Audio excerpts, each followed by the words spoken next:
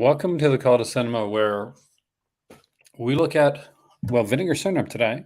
There's a big announcement when it came to their pre-order, and we will be doing, by the way, a big pre-order video, a pre-show, and on the regular channel right here, and we'll dive from that right into the actual live announcements on the Patreon channel. The links for those are going up later on tonight.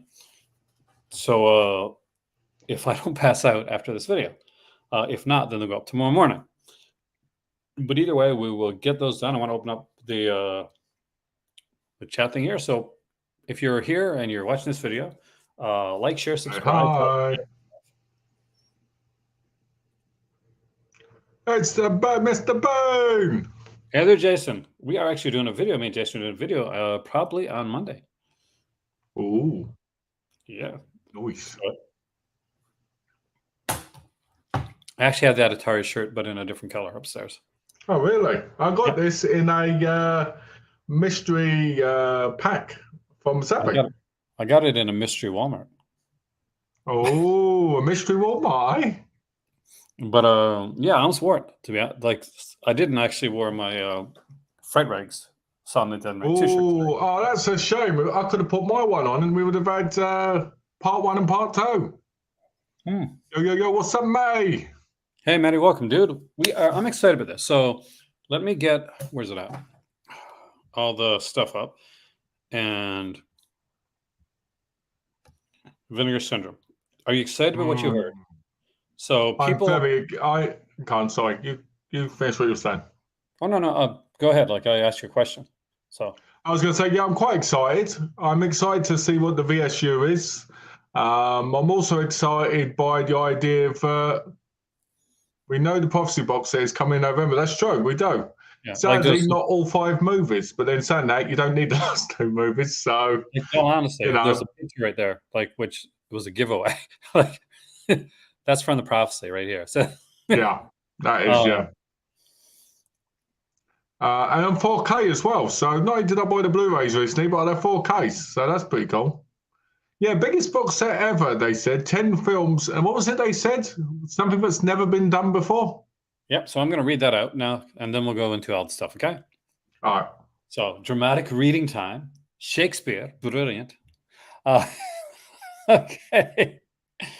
It's that time of year again. Our 2023 Black Friday Flash pre-order is only days away, beginning this Friday, the 22nd at 12:01 EDT, which is going to be 5 o'clock in the morning for us there, Malcolm. Hey. And running through Sunday, the 24th at 11:59 p.m.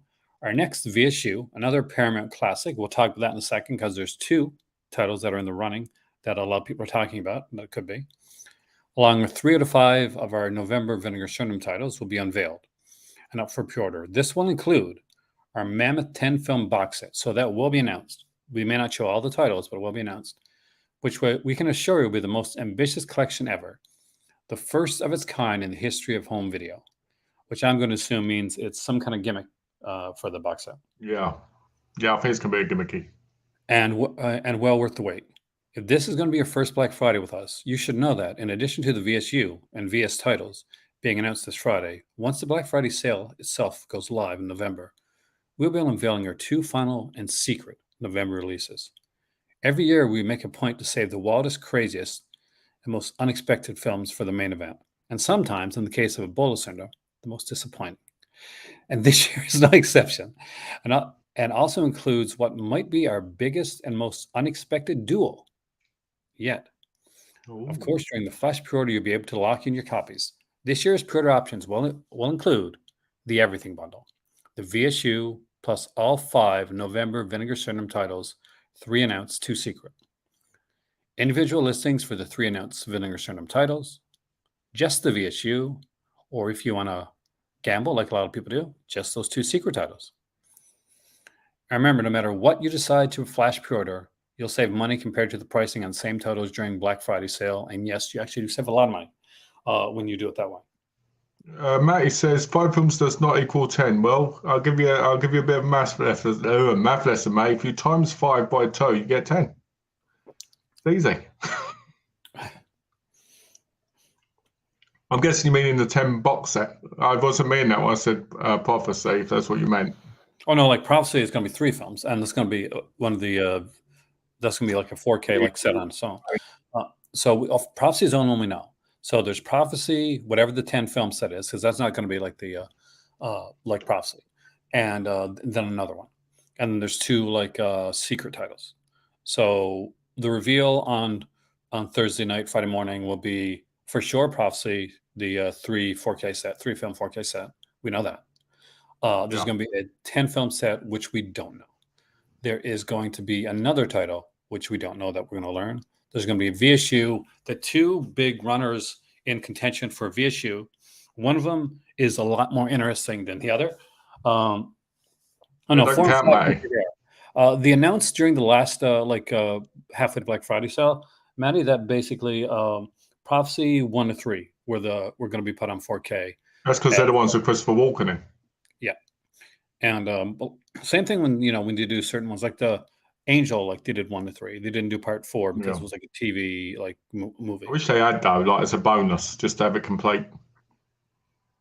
VSU is Paramount, so yeah, it could either be the 2 titles are in the running, and Jason will know this that we know of is either Looking for Mr. Goodbar, which would be an amazing release, and that's something I would want day one out of the gate, or Little Darlings, which is one of the rumored ones that I don't think. Oh, I'm going to go out here, and you can tell me what you think too, Malcolm. I don't think would fit the VSU line. No, I don't think it would fit at all. But I think Looking for Mr. Goodbye is a decent guess for it because of all the hints that have been going on through the videos. But everybody said they noticed. Looking for Mr. Goodbar is a classic film. I love the movie. And I would 100% love to see that I would be literally, I'd have to like go in the street corners, Malcolm, and try and make some money for. Well, we know it. Just put the lucha mask on and you've got it.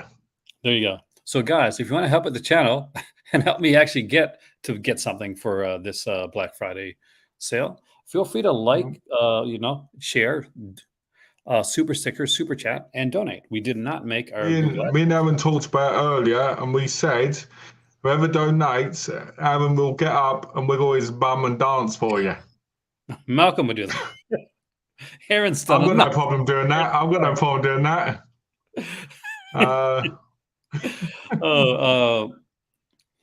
It's a shame that they could have gone. November's going to be the end of a good bar year. That'd have been amazing if they said that. Yeah, it would be incredible. I mean, I hope it's good bar. But honestly, last year was it last year that was Ebola syndrome? I think it was last year. Yeah. Yeah, that was a big announcement. That was. I think it was mid last year because I bought it twice.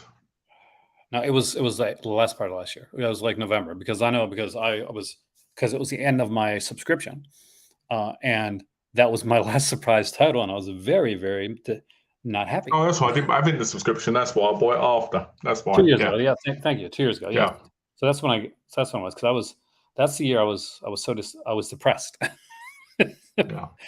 I think Jason's got the inside nose. Jason knows what's in the 10 film set. Get him. That's what I'm wondering about. Any thoughts on on the 10 film set? Jason says he hopes that it's like a slasher set. I'm hoping it's a Nickelodeon animation set. To be honest. No, what you want, Ed, and Eddie and stuff, stuff like that. Yeah, just the movies, like Hey Arnold in the Jungle, and last year was Creature. Okay, Creature wasn't that bad of a film. Was last year Creature? I thought Creature was before. I lose track because of all the announcements. I like Creature though. The Creature I got. That's one I do like. That's the Klaus Kinski one, right?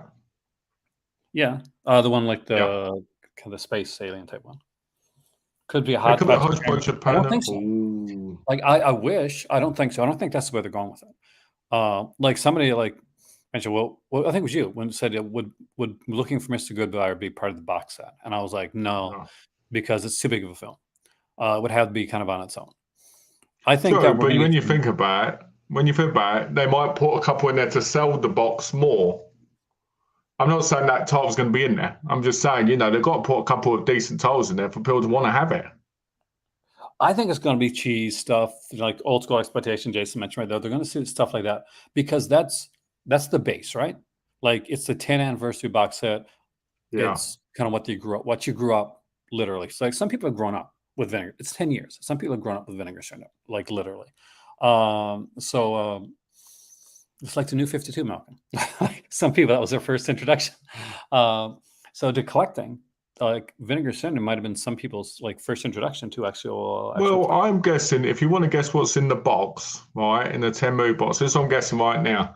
Get all the 50 packs, 20 packs, all these really, messed up ones, right?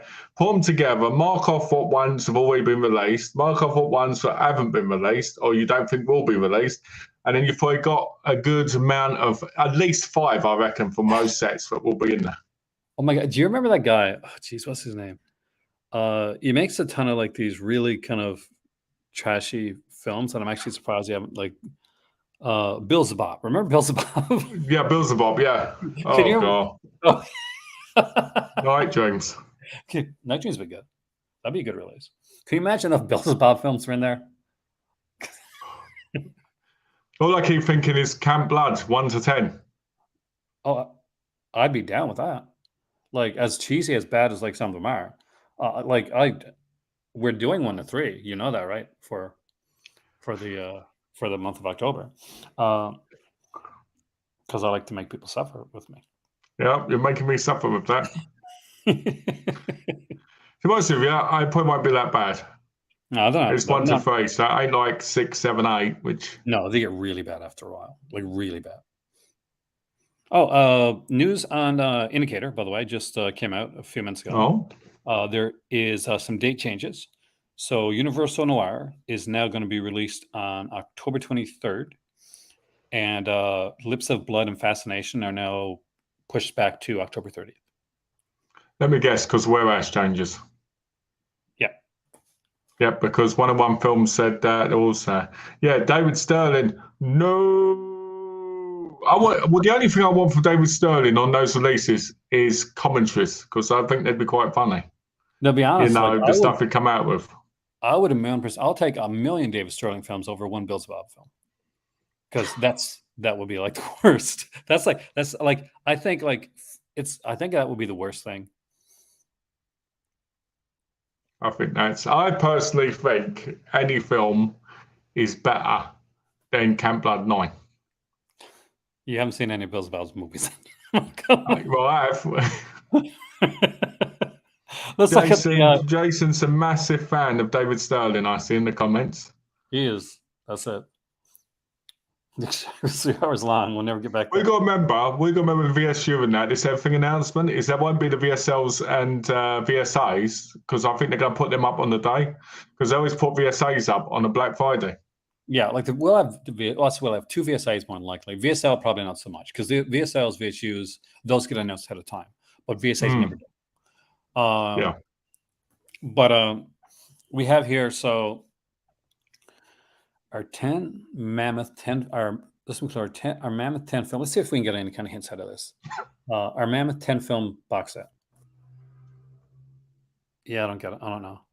Which we can assure will be our most ambitious collection ever and the first of its kind in the history of home video. That's some pretty big things to say. But you got to remember, every Black Friday they go on about it's their biggest yet every time. So, which is normal, but I mean, no, they're saying it's it's the first of its kind in the history of home video. That could be a good thing, which I want it to be a good thing. I really want it to be a good thing. I don't want it to be like a fridge magnet type box set like we had with. That'd be quite cool, actually, wouldn't it? Fridge magnet, another one. We got that. We got it with Wishman. We got it with Cardona. But he says that's Wishman ones are better, though, to be fair. That's because they're better films. But the artwork's nicer on the Cardona. I will say that on the second one. Not on the first one, man. The first one sucks.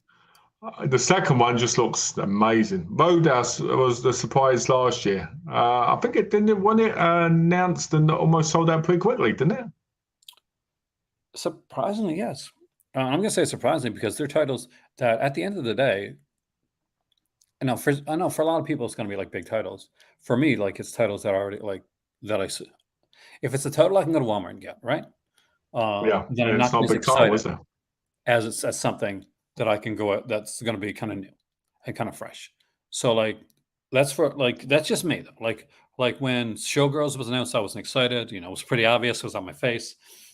Malcolm says the show's on my face when I'm disappointed. And Rodis was the same thing. I thought, they're great titles, Well, but it's like a prime example was the culture shock announcements to, most of them you haven't seen in the shops in a long time or ever. If you didn't see them, in a video rental store. oh, that's the thing. So, That's what I you want to see. know, Like, that's what there's I the mean. thing. So that's There's got to things be an in you'd think between people would spot. be more excited about. There's got to be an in between spot, Malcolm. Like where it's not shot on video, like stuff that I don't like, I really don't want, and it's not like releases that you can go and buy for $5 in a bin. No, I know it's 4Ks and special features, and look at how fancy our box is, but that's always it's always going to happen. Yeah. So I never really I'll be honest with you. I think this 10 movie set, I think it's going to have some sort of gimmick. It's probably going to be on 5 discs. So it's probably not going to be that big because the price isn't that expensive from what I've seen. So but it can't be in the slipcase thing because, well, 7 already do that. You know what I mean? Are they going to be like, it'll have a slipcase of some are they sort. going to do like blood bowls, like where you pull it up and the discs come out like this and then it goes back in? I mean, I don't know. I mean, like, there's a lot of things they could do with this. But here's the thing. Like, I've got a lot of sets here, like DVD sets and Blu-ray sets, and you do too. And we know, like, even from collecting like just like TV stuff, like how many different, like, kind of weird combinations Yeah, that are in there. tons. Yeah, like I've got my my Wild Wild West set, and open that up, and it's in like 2 holsters. Yeah. So there's so much that's out there. That's the thing. Yeah. But I'm sure it'll be interesting, and I don't think that We'll they'll let find us it. down. If it's Mr. Goodbar, that's amazing. That's one of the great things. I'm actually going to show the Criterion here for a second because I love that. I have to run for a second and do something, and All right. which means I'm going to let you talk about Hey. which one you want to go with. Pick one. Start with Blast of Silence. Whatever one, I don't mind. There you go. Malcolm is going to talk about Blast of Silence while I sneak off for a second. Okay. Here we go. Here we go. Dramatic reading. Swift, brutal, and black-hearted. Alan Barron's New York City noir. Blast of Silence is sensational surprise. The low-budget, carefully crafted portrait of a hitman on assignment in Manhattan. During Christmas time, well, is that supposed to be one word? Follows a stripped down narrative with mechanical precision, yet also with an eye and ear for the oddball details of urban living and the imposing beauty of the city. At once visually ragged and artfully composed, and featuring rough, poetic narration performed by Lionel Stander and written by Waldo Salt, both uncredited. Blast of Silence is a stylish triumph. It is an absolute classic. I will say this: I remember watching this years ago, and is this coming out on Blu-ray or is this 4K? Either way, I'm looking forward to it coming out because this is a good film. This film which should have been out ages ago, if you ask me. And the fact that it's coming out through Criterion is amazing. Hey, Swift! Top of the US morning. To you as well. It's good to see you. So let's see, what else is that? Oh, new 4K restoration presented in 2 aspect ratios, 1.85, 1.1 widescreen and 1.33.1 full screen with uncompressed soundtrack. Nice. Recruitment for a Killer, the maker of Blast of Silence, rare on set Polaroids. Now, when it says rare on set Polaroids, do you think they're going to be the beautiful women? Because I'm open. Blast of Silence only got the DVD treatment previously. This is an upgrade to Blue. Same artwork. This comes out December 5th. I wonder if it's coming out over here. Because obviously I'm in the UK, aren't I? So it probably will do because they've started releasing some films over here again recently. I think Last Picture Show is coming out over here, and freaky. So hopefully this will. Let's see, it comes out on December the 5th, 2023.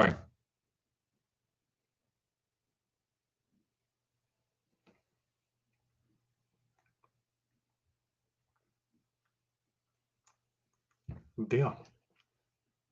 Let's say, what do people think of this movie? I know what you think, man, because you said it's a brilliant movie, a classic. Has anybody else seen this?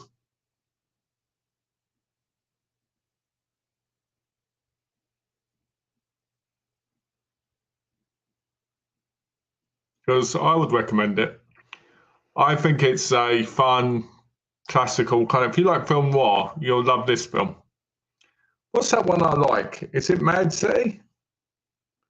The one with Richard Widmark? Bright City?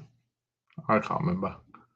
I've never heard of it, Swift. Yeah, some of these films are that kind of thing, you know, where you might not have heard of them. That's the good thing, though. When they get the proper treatment, you can watch them in the best quality possible. Hey, there he is. I'm back. He's back. So, is this one that you're interested in, by the way, Blast Silence? Very excited. I haven't seen this in years, but I'm really excited for it. I was just wondering if it was going to come out over here in the UK. Yeah, hopefully, it shows like in the US right now, but I'm not quite sure if we're getting a UK release. Hopefully, it will. Because Freaky and Last Picture Show are coming out over here now. Ooh. Now we got the second one here. I didn't mean to go to like Criterion so quickly, but I had to do something, so I figured it was the best way to go. So we had The Red Balloon and Other Stories. 5 films by Albert Lamouris. Nice. Everyday life becomes an adventure in the wide-eyed fables and fantasies of Albert Lamouris, I'm going to guess. Balancing imaginative whimsy with documentary-like authenticity, his beloved short films, Bim, The Little Donkey, White Mane, and the Academy Award-winning The Red Balloon, find unforgettable emotional, spiritual, and moral resonance in the realms of children and animals, as well as captivating but now rarely seen features, Stowaway in the Sky and Circus Angel, exalt in the glories of 2 of his greatest loves, nature and flight. With their astonishing cinematography and purity of spirit, these 5 enchanted works invite viewers of all ages to experience the wonder, mystery, and poignancy of the world anew. It is $63, and it is a 2-disc set. Are these full films, or are they just short films? Well, 2 of them are for full films. The rest are shorts. Okay. So it's the Stowaway in the Sky and Circus Angel are the feature films, and the other ones, Bim, Little Donkey, White Mane, and Red Balloon, are the short films. So it's like interesting stuff there. Anybody interested in these? I'd probably pick it up if I'm honest. This is the type of thing that pick up does come Sausage. interesting.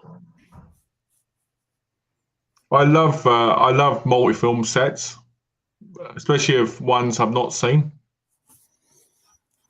There's some decent features. We got like 4K restorations, U.S. English language trans version of Bim the Little Donkey, new interview with an actor, a 2008 documentary, French television interview with the director, English narrations by Peter Strauss for White Mane and Stowaway in the Sky, nice. Jack Lemmon, and English dub track for Circus Angel. So actually pretty cool. And this is the odd one out. Del Toro's Pinocchio. I'm excited for this. This is the new one, right? It is. I mean, like this one, it didn't. Oh, look at that! Exactly. Get like the cover's gorgeous. What's Del Toro's gonna be gorgeous? That's a digibook cover, and you can pull his nose out. Of course you can. That's awesome. I want that. Just think him go, you know. So there's a ton of features, and I don't need to read the story of Pinocchio because everybody knows the Pinocchio story. But it's got Uma McGregor, Kate Blanchett, Tilda Swinton, Christoph Waltz. It's a 4K disc, by the way, guys. So it's a 2-disc one, a 4K and Blu-ray combo pack. It has Blu-ray DVD. Oh yeah. I mean, you can buy Blu-ray and DVD too. But who's gonna? When you got a 4K Blu-ray combo pack, there you go. Have a watch Pinocchio. Actually, Pinocchio played here before it came out. It premiered here in Morocco, actually, at the Moroccan Film Festival, but I didn't get to go to it. So I actually haven't seen all this. I've only I seen a have bit. not seen it yet, but my cousin saw it, who's a projectionist who works in the cinema, and he said it was really, really good, and it was heartbreaking, and there was a lot more to it than your average Pinocchio interpretation. So he said it was really good, and it shows the pain of of the story more than you would expect. But with Del Toro, it's So kind I of would recommend it. Yeah, I'd recommend it because he said it was really good. yeah. And a 4K restoration of this one actually seems like something that's kind of meant for 4K. Yeah, that's what I You mean, know, Matty. Yeah, it's that kind of way. It's one of those where it stands out. It stands out from the crowd because it's not like 100%. Let's make it this wonderful story that turns out. I like it. Well, I don't like it. My cousin liked it. You'll I probably mean, be like excited to find out it's getting a Criterion. Pinocchio's never been a super happy story. The ending, oh, he turns to boy type thing, in the bridge. But there's always dark parts of Pinocchio. Like even the Disney Pinocchio has some dark scenes in it, Yeah, when his nose gets big. nightmare scenes. Like the island with the lost boys, right? There's a Yeah. Have you documentary ever about it. seen? Have you ever seen the adult version of Pinocchio? Yeah, actually, I have. I'm guessing there's probably more than one, but I did see one. Yeah. Low-key Um, stop. Yeah. it is because here's a guy. He's going off to school. He literally kind of gets put in slavery and has to work for an evil guy. Then he ends up in like the Lost Boys where we get like see them turn into donkeys, and it's a horrific like scene that ends up in a whale. It's not a happy story overall. It's a There's a proper fairy documentary tale. here. That's why. That's the thing, right? Fairy tales are pretty dark. We got a new program featuring Toro and Gustafson based a bit stop motion. A conversation between Farron Smith Nimi and Del Toro. A new interview with curator on the Museum of Modern Art's 2022 exhibit devoted to the film.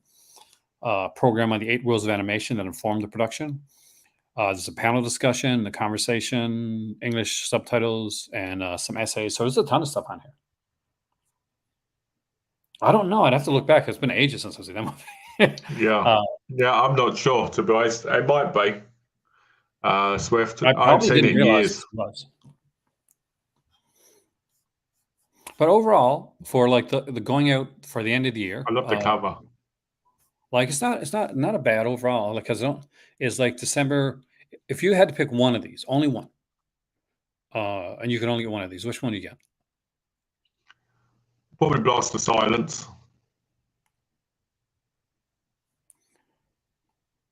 I don't know. I mean, like after reading the Pinocchio one too, I'm like, it will be a switch. It'll be like I would. Pinocchio would get definitely for the artwork and the cover, and I do want to see it. But I'm a Del I Toro also, guy, so even though I don't expect, like, I know it wasn't one of his more liked ones, but then again, I loved Crimson Peak, and people like bitch about Crimson Peak. I still I don't get the bought that yesterday. It's a great film. But I want to go back to the Vinegar Syndrome stuff. But before I do that, let's dive into a bit of the. Let's start looking at the. Let's go back. They did announce some titles for. I'm going to fall and kill myself here. For the Warner Archives collection. So the first one up is Joan Crawford in Dance Fool's Dance. And let me know which Nice. one. Hey, Bullet Blake. Hey. Which is I love Joan Crawford, so I'm not Yeah, quite me sure. I'm not too. thinking about this one either. I haven't seen this one, but this is one I'm glad it's getting a Blu-ray because I want to see it. Do you know what I mean? The best quality. I agree.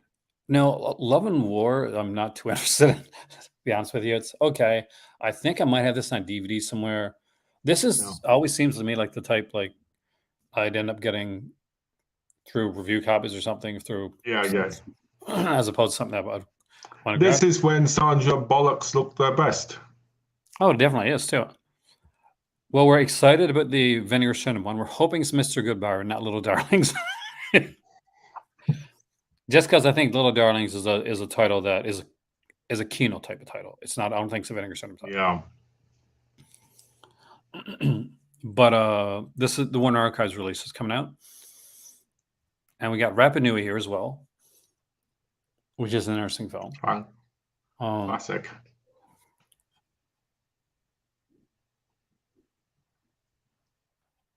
Elvis, Double Trouble. Always good to have more Elvis on Blu-ray. Yeah, it's about time we got more, to be honest. I kind of feel bad that I asked you what your favorite Elvis film was recently, because I could have used it here. Could have been a good one for this one. I'll answer again then. Double Trouble. And we got Mad City with Dustin Hoffman and John Travolta. I love this film. This film is brilliant. This one I'd buy. I wouldn't buy it like. I would be sad. Yeah, if I was out to the store and I saw it somewhere, I'd buy it for sure. Wouldn't you buy it in the Warner Archive? So it's like 4 for $49 or something.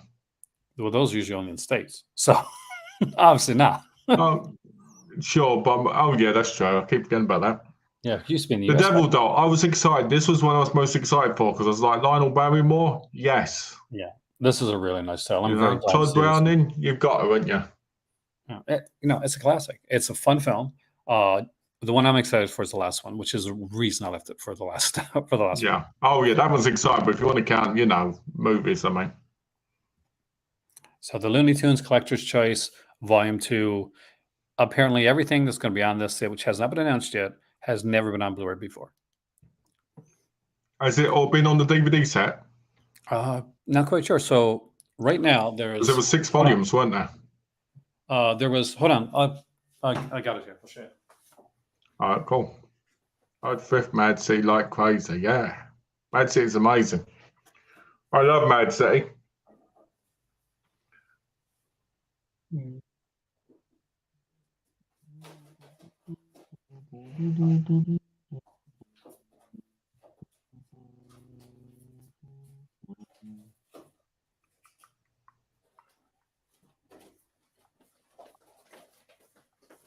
I'm a bit of a cartoon freak, Looney Tunes Fanatic. especially. Ooh. So altogether, there are 6 golden collection volumes of for Looney Tunes. There is a Fortis set right here, which had a lot of stuff like Chuck Jones, and had kind of one disc was on Bugs Bunny, one was on Daffy and Porky Pig. One was like kind of like different miscellaneous stuff. Yeah. And the fourth one, I can't remember that one was right now. Then there was Volume 2. And we got more stuff basically on Roadrunner and Tweety, which I really love that type of stuff, and some of the Golden Era stuff. Then came Volume 3 right here. Oh, I like that one. And again, like this is a neat one because this one has their Hollywood ones. So basically, they're ones that kind of like Lampoon made a fun of Hollywood stars. Yeah. Was there. We got up to Volume 4, which is actually a really nice one. We got some more of the characters that you wouldn't think you're going to see. There's you get stuff here like Nighty Night, Bugs. You get the a lot of the guy right there. Oh, I love that guy. Yeah. So there's a whole bunch of stuff on here, and the theatrical film Bugs Bunny Superstar is on here as well. Volume 5, we get into a whole bunch more stuff. Including stuff, a disc that's just Robert Clampett cartoons. We get some like kind of like fairy tale types ones on here as well. All these are loaded with features, by the way. And the 6th one had their war cartoons on here. So you got a bunch of stuff. So all the like Bosco and stuff is on here as well. Bugs Bunny, Daffy Duck, even like Horton Hatches the Egg was on here. There's some cartoon specials on here. Once those 6 were done, then they also had these Looney Tunes Superstar packs. And this is a 3-pack that has Bugs Bunny, Foghorn Leghorn, and Roadrunner and Wile E. Coyote. And some of the Superstar collections actually have stuff that's not in those 6 volumes. Oh, so nice. Have to look to see which ones. Now, after that, they put out the Platinum Collection, and they did only 3 of those. They started with this one right here. This is Volume 1 of the Platinum Collection. Altogether, I think this one had, I want to check here. It had a bunch of cartoons. I know there's a lot in here. They did a second volume for the Platinum Collection, volume 2 right here, and this one had 50 shorts on it, so 50 cartoons right here. That looks very similar to that cover. It does, doesn't it? Because it's got every character almost on it. Yeah, even though like these here are going to be ones that aren't like. So they said these are going to be titles that have not been on Blu-ray before, so they won't be in this one, won't be in this one. And there was a third like set right here, and this one had another 50 cartoons. So there's at least I think around 150 on Blu-ray right now. And some of like classic stuff in here, like Easter eggs, Canary Row, Scrap Happy Daffy, whole bunch of different ones came on here. Let's see if they have like they have a listing here because they normally do. Yeah, so they have this here booklet. So there were different things on here, and the documentaries got carried over. So you got a lot of the documentaries on here as well. You got a whole ton of stuff. A lot of like characters, kind of the characters that you wouldn't see in a lot of. Noise. No, after you. No, after you. Of course. That's cool. I always like booklets. So really great stuff. I'm a big Looney Tunes fan, so I've always been collecting this stuff. Make cartoons great. So have you got the first volume then? Of that? Yes, right here. That's the first one I showed. But I got the special edition of it. This is the first. No, I mean the first volume of this set. Yeah, this is the first one. Oh no, this one right here. No, I don't. That came out after I left Canada. Okay. So this is the new stuff. So each one of these, so 150 are out. I'm not sure what was on the first volume of this one. I would have to get it. But they said that it was stuff that does it say on the description? On the description for it, and I'll check. I'll check here online because you don't have the script. Like, let me just bring it up here.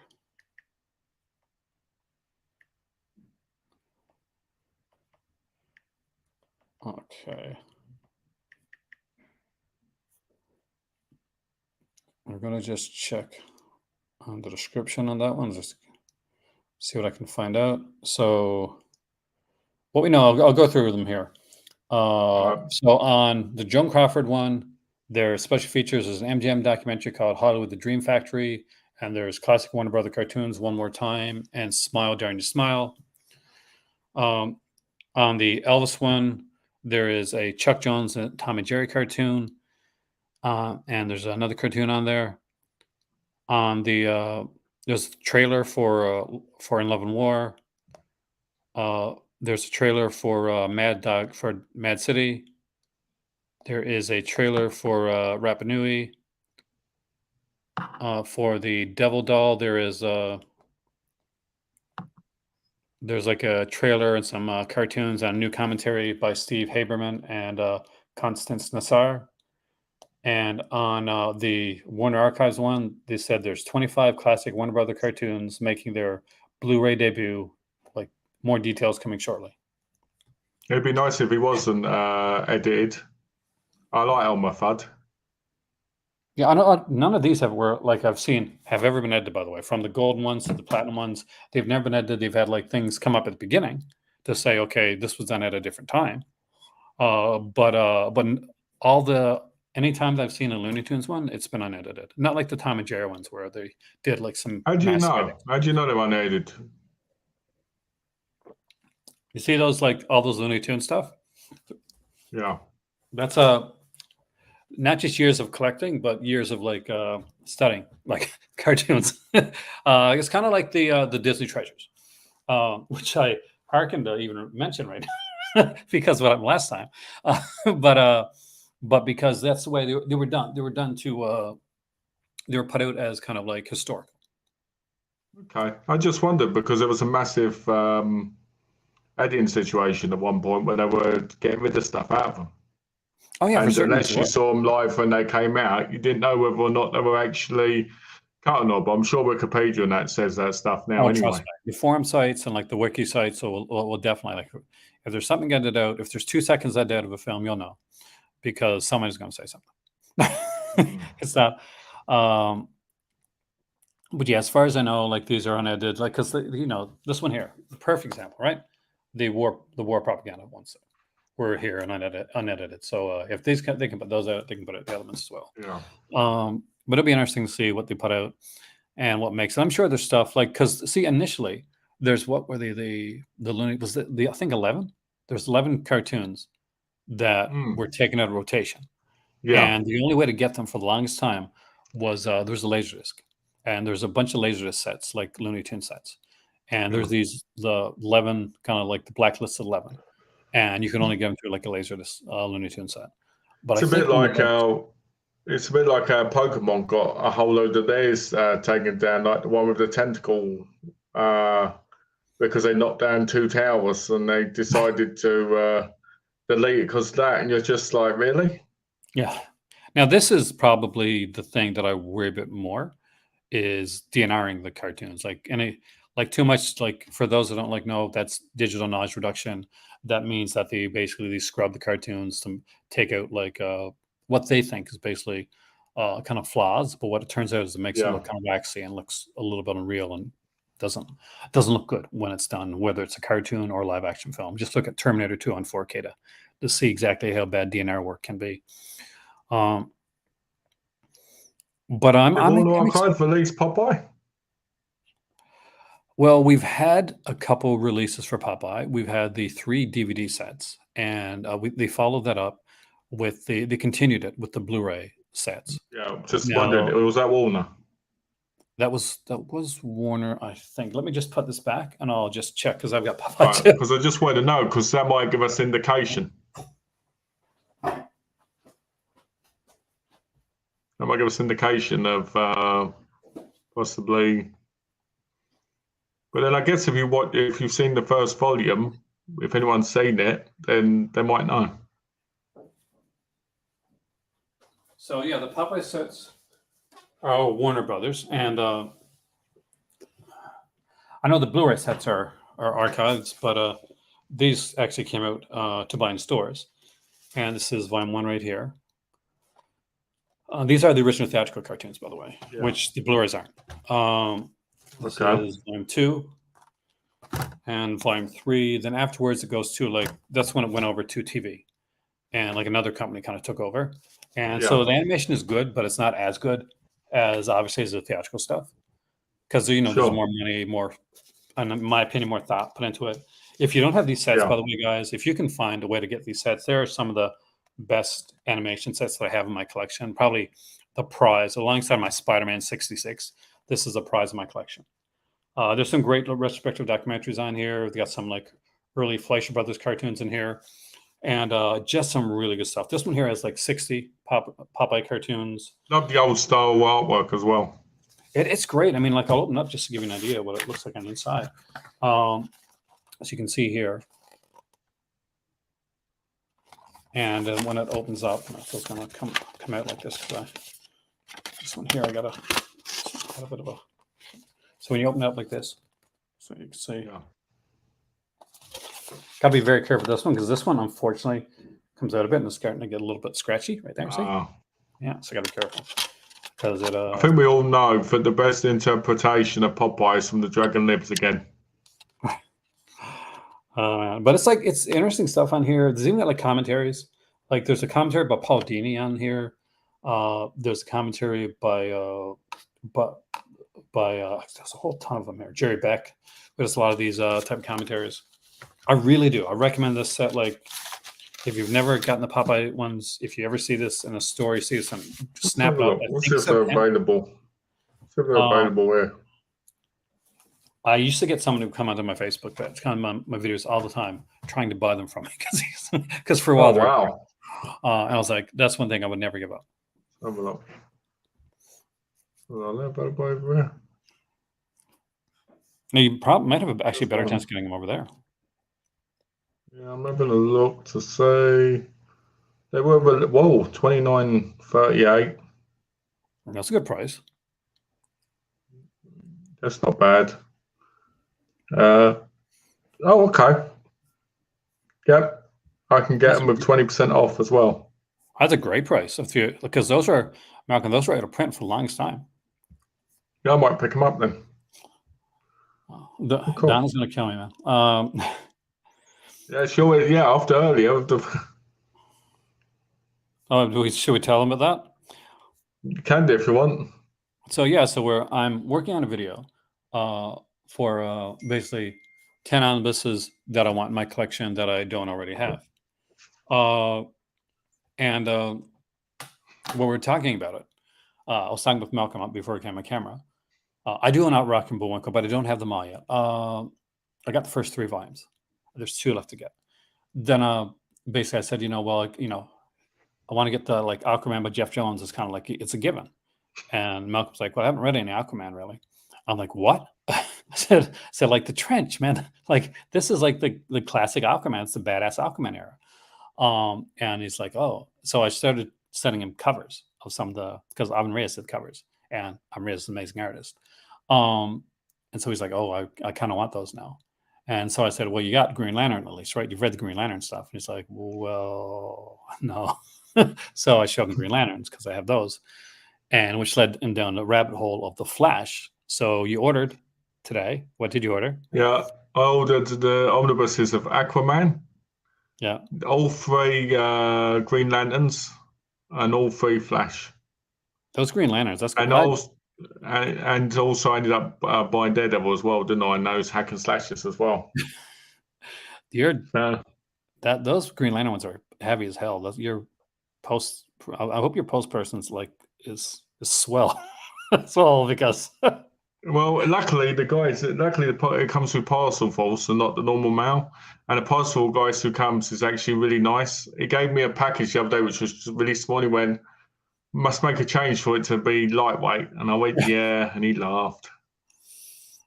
But yeah, so I ended up getting them. That cost me like 300 odd quid. That's not too bad for all that stuff.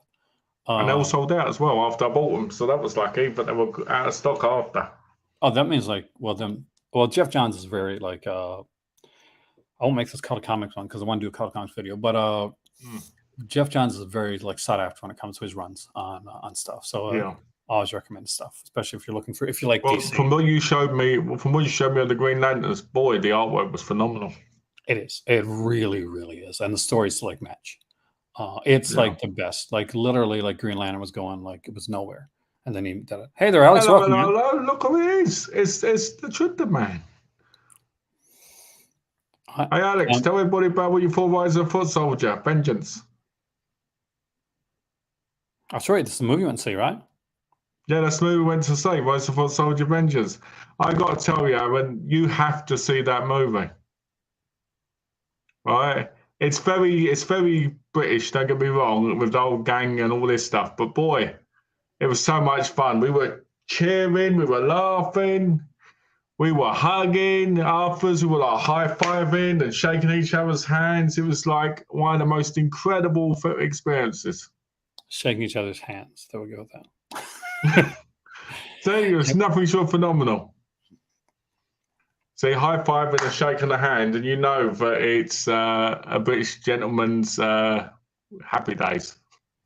Jeff Johns is a good writer, but does not appear to be a good dude. Yeah, but I just go for his go for the stories as opposed to like. Oh, not good dude. Have I made a mistake? Did you trick me, Aaron? No, I don't know. They're still really good stuff. I'm Riaz. I need to cancel. I'm going to cancel right now. I'm going to cancel right now and buy some Woman Allen stuff. Oh,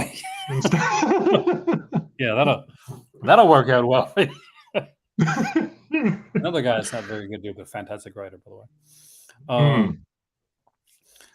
But yeah, I want to talk more about this here. So, what do you think the 10 movie set? I'm actually very, very curious. I think the 10 movie set, if I'm going to be honest, because they've taken this exploitation out now, haven't they? Because they've put it on the other side. Yeah. Right. I reckon it's going to be different kind of genres. Like if it's horror wise, they're probably like 2 creature ones, 2 slashers, like that. Yeah. Or it might just be like 2 of each genre that they focus on. So, because it's not all horror nowadays, so they might have a couple of martial arts like ones in there. They might have a couple of foreign ones. They might have, horror. So you're thinking then that it's not going to be like a Merchant Ivory set? Can you imagine? That'd be crazy. The year where we get Scorsese, David Fincher, Wes Anderson, and Nolan put Sergio Roses to the top. Their best. By the way, the director Nick Nevern, one of the greatest directors of all time. You put him up there with guys like Woody Allen. I'd put him up there with let's say I put him up there with I'm trying to what's his name? Zack Snyder? Not Zack Snyder, no, the other guy. Paul Tanter. Do you know who Paul Tanter is? Not right now, I don't know. Paul Tanter was a person that directed Nick Nevern in his films. So like GBH and a white collar hooligan or blue collar hooligan, depending where you live. Sea levels below. I reckon, to be honest with you, these movies are going to be the new Scorsese when Scorsese's not doing them anymore. Think Wolf of Wall Street. think of Wolf of Wall Street and Goodfellas, and you've got Rise of the Foot Soldier Vendetta. See, when you say think of Wolf of Wall Street, I think of one scene. I'm sorry, too. Is it the looking up scene? Yeah.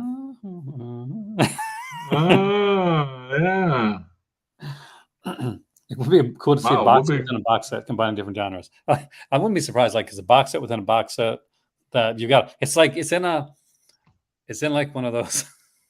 We get twist them around, yeah, like Rubik's Cube, yeah. Right? Got a Rubik's Cube. You got to do it, and you get it. By the time you get them out, take you a while, and you might break one, so you got to be really careful. I reckon it could be like a square like that. You push it in like this, you turn it, you open it, and it's like another movie that comes out. Then you put it back in, you turn it, and it turns into another movie. Or you put it on, and it's like, or there's no set at all. So it's in a brown paper bag, like just no cases, no nothing. So this is your joke, isn't it? This is your big joke. This is the paper bag. Brown paper bag, right? Or slip covers with the movies like taped on the outside of them. Yeah, but you have to slowly, and you go, oh, it's ripped. Oh my God! Wait, you know what? If that would kill people, wouldn't it? It would. I mean, like, I would piss me off. But the thing that gets me is I would have thought it was a 10 movie set with a slip cover for each movie if it wasn't so cheap. You don't know though. Like, they could maybe find a way to do, right? Like with their anniversary, maybe find a way to do it. They could do it if it's Beelzebub. If it's Beelzebub, his movies are really cheap to get. I figure, I reckon one of the movies in there is going to be Clown House. That. Well, they might do 10 movies. You know what? It might be the 10 movie set of unpopular people, because no one would release that, would they? You think Vinegar Syndrome would now? Like when they're trying to get so hard to like become more like legit? Yeah, they probably won't, would they? They're getting a bit dull actually with the way they're releasing things. Now that being said, like I 100% agree with never releasing Clown House. So I don't want everyone to see that. It's a shitty movie. Like I've seen it. That's a shame, because I really enjoyed that movie when I watched it. I really did. I think it. And here's the thing. Did you know beforehand? Did you know beforehand about what had happened? No, I didn't know until after like Jeepers Creepers came out. But that being said, watching the movie, I immediately felt uncomfortable, and I did feel like there was something going on behind the scenes long before I knew anything about it. It wasn't until after Jeepers Creepers came out on DVD that I actually. Yeah. See, for me, I didn't really notice any of the really inappropriate things, because I guess at the time I wasn't looking. I watched it a second time after and noticed it. It's hard not to see though. It's not like it's just like it's kind of like just it's really blatant. Oh, you think it's weird? Don't get me wrong. You think it's weird, but I mean, I didn't notice. Like, I didn't think, this is a weird filming thing. I didn't think, this is thing. You know what I mean? It's a shame, because I like it when it gets to the clown stuff. See, I like objectively, away from like the whole like controversy of everything, I just didn't like the film. Now, did it bother me? Like, did the weirdness affect me? Yeah, it definitely did. It took me out of it. And I remember when I was watching it was on VHS, because I'm not sure if I ever got DVD, but I saw it back in the VHS days. And I did I have a just DVD. It's that print. I remember leaving the room a couple times to get snacks because I was like Oh, just felt kind of weird, especially at the beginning, um, with the kids. Like, see, I yeah. was like, Yeah, when they're now getting out of bed and everything. yeah, it was that's kind of like it took me away from it. Matty Another says scene. Malutin's 10-year box set will come with branded petroleum jelly. Do you know what? Here's the thing for you guys. Don't know if you've ever bought adult content from Japan, right? I bought adult content from Japan. I love Japanese adult stuff, right? Not the creepy stuff, just the normal women stuff, right? Okay, I'm just want to make that clear. I'm not into the weird stuff. I'm just into that, right? The hot women, right? Got to clear that up because people immediately think. Anyway, so when you get it in the mail, it comes with tissues. Really? Yeah, they send it with a couple of packs of tissues for you. Are you serious? Seriously. Because sometimes, Malcolm, we don't know. No, I'm serious. I'm serious. When I got the package, it came with like a couple of packs of tissues like this big, like thingy. And I was like, what the? You know? I mean, it's As basically. long as the set has Ghost Sharks, two no. Ghost Sharks, two no. Oh my god! Can you imagine if it was like shark movies? Oh my god! Oh no. I don't think it's gonna be. I'd rather it was all martial arts movies, to be honest. Well, instead of something that's never been released before, and we obviously haven't seen any martial arts movie box sets in the last 2 years coming out. But is it from them or in general? That's the question. No, that's answered. Like ever. So the thing was basically the first of its kind ever in the history of home video. It makes you wonder, doesn't it? I mean, it's only 2 days away, but it still makes you wonder. Oh, it's exciting. I mean, they're all going to be on VHS. No, they're going to be on like beta VHS, beta tapes. That'd be nice, wouldn't it? Well, maybe that's the box. It's like all these tapes, and it's got a disc in each section of the tapes, and then you open it up, and then you have to unscrew it open, and then you open up the disc tray, and then you have to unscrew the disc tray thing to get it out. I think the box is going to have something to do with whatever the contents of the film are. Like we got the. I definitely believe it's going to be five discs. I don't think it's going to be 10 discs. Yeah, I don't know. I mean, so it'll be interesting to see because they say 10 movies, you don't say 10 discs. I mean, which hopefully, can you imagine? It was like 10 movies, one disc. Oh, it's like an Echo Bridge thing. Like an like an early Echo Bridge thing, right? Or one of those old when you bought like the first couple scenes in Columbo, like the flip discs. Yeah, I hate flip discs. I will not buy a series if I see it's on a flip disc. That's why I got the Columbo, the complete series there. One of the reasons I said, 10 years. But one of the reasons that I'm going to rebuy down the road the Blu-ray set is because some of them are flippers. Are you gonna wait until they re-release the Columbo with the special features? That's not going to happen, man. I wish. But it's got to happen, isn't it? Because it might be a year from now. No, I say what'll happen is the special features will get leaked online, like happened with some of the other stuff. We'll get like the commentaries leaked online. But they only stopped it because of the whole SAG stuff, right? So once that's over. Did they say that for sure? Yeah, that was what was said. Because that's interesting. Because it's not something I'm going to be buying tomorrow, so that's maybe I will if I think it's a re-release. Because there's a lot of people saying that the SAG thing has stopped a lot of special features. I agree with you, Gleam. I think that they are a bit too high at the minute. I'm trying to keep my expectations low so that I don't get disappointed as a subscriber. I might get excited by seeing it. I don't know if they are, because here's the thing.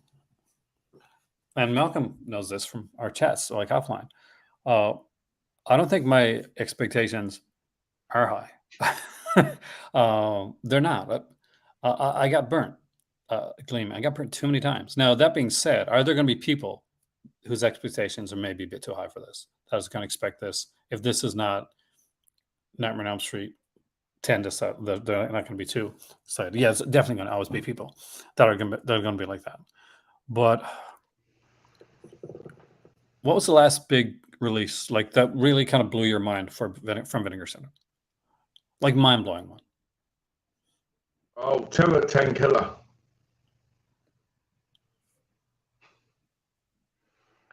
No, probably, if I'm honest, probably Ebola syndrome. Because I never thought I'd get a 4K, ever. Well, I will agree that to that one part of that blew all right. No, I'm alone in that one. A lot of people love that movie. No, that's all in all seriousness. For me, like aside from the Forgotten Jowly stuff, which I think is amazing, and I was really big in the Camille Keaton set, but I was pretty alone in that one, to be honest with you. But Fade to Black was the one that stood. Yeah, that's a good one. Like, because Fade to Black was one of those where it was a title where, oh my God, this is a movie, and it checks all the boxes. Or what, it's not like people went into Fade to Black. I think some people did that didn't see it before, with the wrong expectations. They thought, okay, well, this is like this epic slasher film, not realizing the Fade to Black's not a slasher movie at all. Yeah. It's a thriller. It's a psychological thriller. But it's such a good movie, and they did it so well. Like they put it out. There was 2 T-shirts for Fade to Black. One that was exclusive for that weekend. You couldn't buy it after the weekend. I have them both. I've got both. I got the exclusive weekend Fade to Black T-shirt. It was never re-released. And I got the one that came on during the sale. I'm a massive fan of that film. So that was the movie. That was the last time I think that like there was good releases and there was good things that surprised me. But that was the last time Vinegar Syndrome kind of blew my mind. As like, okay, the other one was Sidekicks. I was so happy when Sidekicks was announced. Yeah, I was really excited over that because I loved that film as a kid. A lot of people like that because that is like one of it's a childhood classic for a lot of people. Like I was a little bit older when that one came out, so that wasn't like kind of it was an exciting one, but it wasn't kind of like for me out of all those, Cloak and Dagger was more of a big deal for me.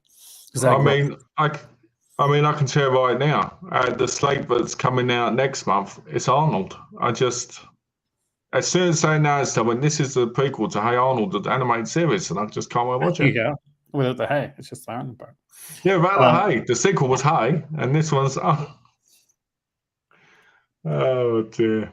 But yeah, I don't know. I'm not really high expectations of the set. Because as being a subscriber for this year, my expectations have gone up and down very easily. I wouldn't say there's any full-on really bad titles.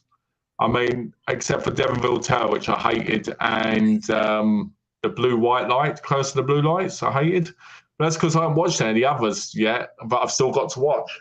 But, other than that, I don't think it's too bad. So I don't know. I just want something good because it's an anniversary box set more than anything.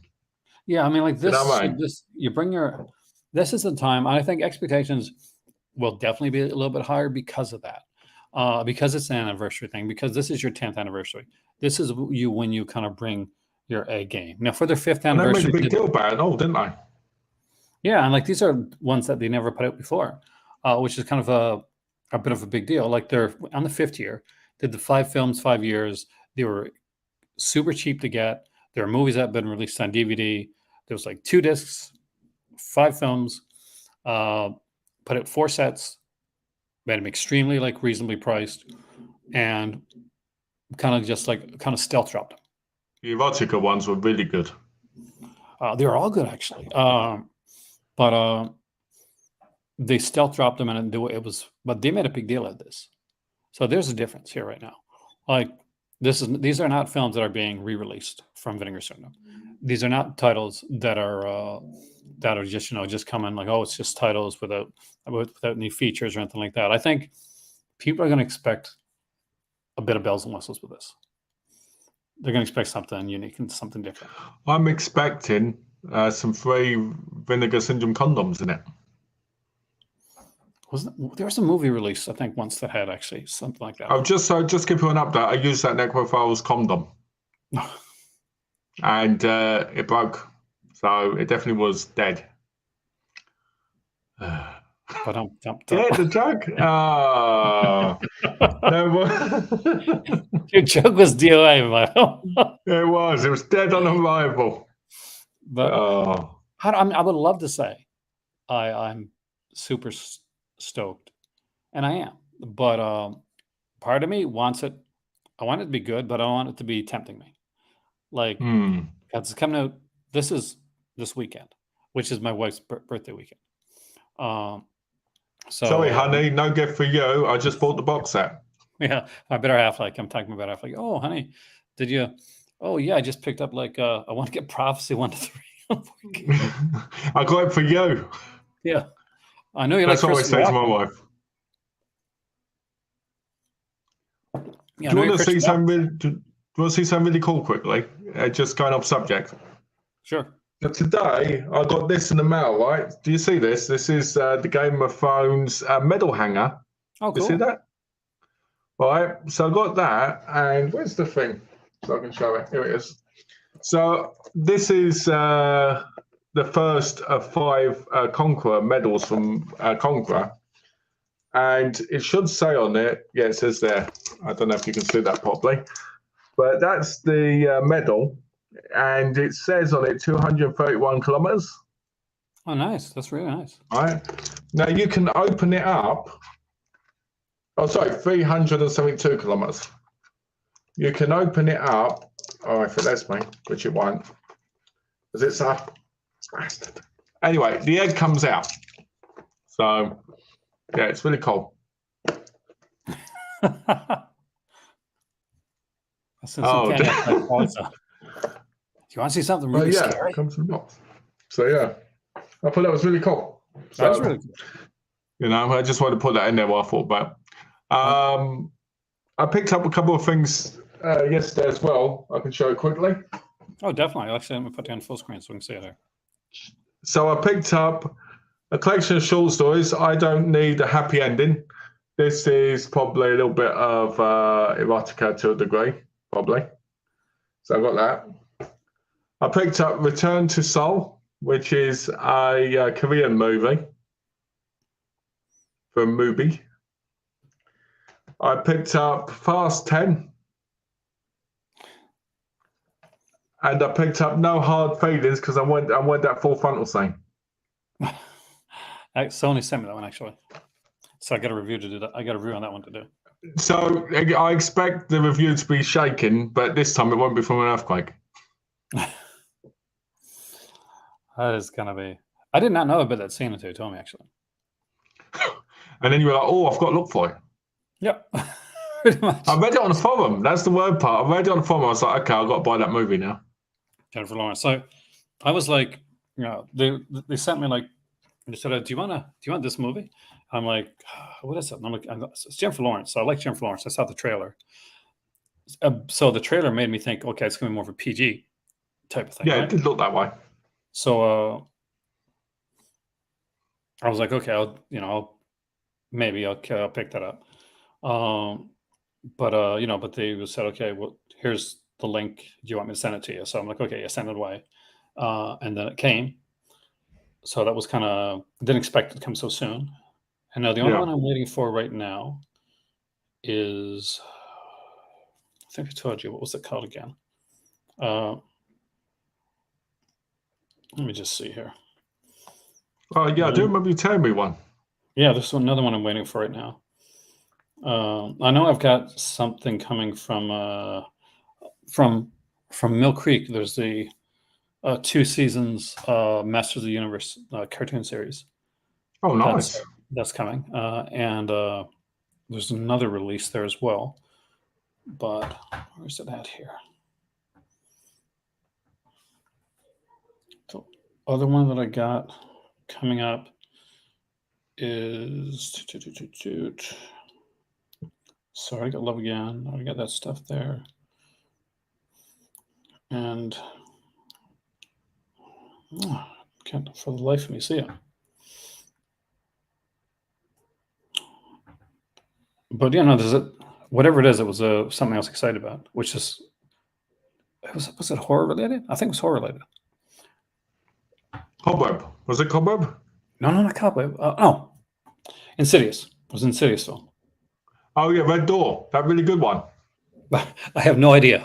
So I'll find out. Alex You know loved what I that did? movie. Do you know what I did watch yesterday? Because I've said, okay, I'm going to get in some extra horror movies, see if just in case I got something that Yeah. I need to check on. I can see it's hot here today. Because look at that, I'm getting all kind of like blotchy. See, right there, blotchy Oh from the wow. heat. Yeah. Don't need that happening again. I was just looking at my phone because it said my Read Comics had been shipped. So I was just seeing what was shipped. Aquaman. And that was one I made the other day. Well, I bought the Golden Age Batmans and that. Nice, but it was yes. What's I saying? I totally forgot what I was saying. You were saying what you getting to review. Oh no, I said like the Insidious Red Door. Insidious Red Door, and there was something else though, like that I was going to mention. No Hard Feelings. Hard Feelings already got. But yeah, I don't think there's anything else coming from Sony. Please watch the Sony reviews, or I'm not going to get anything else from Sony. I'll be honest with you. I saw the trailer that No Hard Feelings, and I was like, oh, I kind of like the idea that she's hired. So it reminds me of like an 80s story, like an 80s storyline. That seems like fun and kind of cheesy. That type of thing I would say. I'm bothered now with this rash on my hand. Is it getting worse? Oh, it's like right there. Oh wow! It looks like you've been stabbed there. Yeah. So we'll see how that goes. I am. Hopefully, I don't have to take more of this. Well, probably more cream actually, for right here, because with heat, where it gets hot, like those are the areas you gotta be careful with. Yeah. If anybody's enjoying this stream, please feel free to super chat, donate, or super sticker. It's highly appreciated. And it does help out a lot. All funds go to my adult film addiction, and I need it badly because I've really not relieved myself recently. So please, even if it's just a few dollars, it's appreciated. The adult, like all in the adult industry. I am so actually. With that being said, guys, I am just gonna bow out for the day because I have a couple things that I have left. We're not going to do the site. I was going to do this for the for which one? The one for shutdown. Yeah, we should talk about that for a second before we go any further. So let's bring up the announcement here. Did I send that to you, or did you send it to me? You sent it to me. All right. Sadly, a company went out of business, guys. In no shop, Australia. Unfortunately, Australia. Yeah, good old Australia, down under. They went down under in Australia. Yeah, it's been like kind of a crazy time over there when it comes to it is, isn't it? All the stuff being cancelled and so forth. So it's called Random Space Media, and the press announcement was like this. It is with great sadness that we announce today Random Space Media will be closing this week. I understand this becomes a shock to many of you, but please know we do not take this decision lightly. Random Space Media has been an incredible experience for our whole team, and we have loved bringing you some fantastic releases over the last few years. What we wish we could continue. It's no longer a viable business for us. The Australian physical media market has been in a state of flux the past year, beginning with the store closures of long-term retailer Sanity and with Disney exiting the market entirely. Unfortunately, this is a trend that will continue for many years to come as the world moves forward with digital and streaming platforms. We have loved supporting the physical media industry, but ultimately it's a losing battle for us. Any orders in our system will either be shipped by Friday, 22nd of September, or we will be canceling and refunding. All active gift cards will be refunded over the next few days. If you have any questions, please feel free to contact us at support@randomspacemedia.com. We thank you again for all your support, Random Space Media. So that was hard to read. when I It initially was very started. hard. I want to give people here's a tip. Contact them right now and say, hi, I've got 500 Australian dollars in gift cards, and they'll send you the money, even if you ain't got any. That is not the right thing to do. I would love to see, like, it bothers me when I see another media company going out. I mean, and it Yeah, tends to be like, it's depressing. yeah, because you want to like stay on the good side and say, okay, everything's okay, and things are changing, and but it gets a little scary each time we see one Yeah. of these happen. And Um, it's been a lot recently. I mean, you think about it, the last 2 months, we've had Network, we've had Olive Films, we've had this one, and there was another one, wasn't there? there was another one. I just can't remember the name of it is right now, which is a shame actually. Um, I but mean, and I mean, out of all of them, I would never have thought Network would have gone under. well, it's gotten hard. I wonder why Australia has gotten hit so hard when it comes to this. Like, as Australia did get hit hard, and I don't want to become this to come off as doom and gloom or, oh, this is the end of physical media, because it's not. Like, it's 100% not. Well, Future Visions is rumored to have gone as well because they discounted all their media on other sites. Oh, yikes. But it's never a good sign when a company goes. Like, as much as you want to, like, my channel's like built on like films and physical media and stuff like that.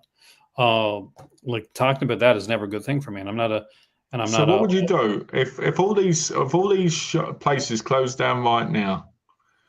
Would you go into like just talking about retro stuff, like the media and the things of the past? I mean, that's technically what we do for the most part because we're talking about releases, but been released from them, you know.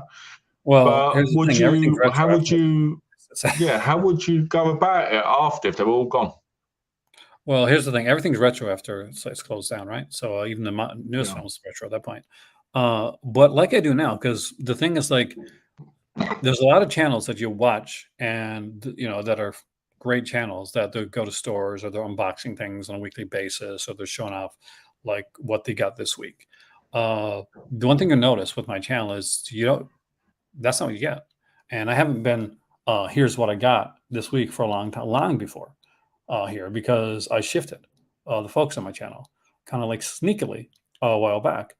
And that's why we end up doing so many live videos. That's why I started doing so many Well, other type of videos and pre-tape stuff. And well, that's because I wanted to kind of talk about like films themselves, and like the kind of like the fun aspects, and the history of cinema, like certain type of releases, certain types of films.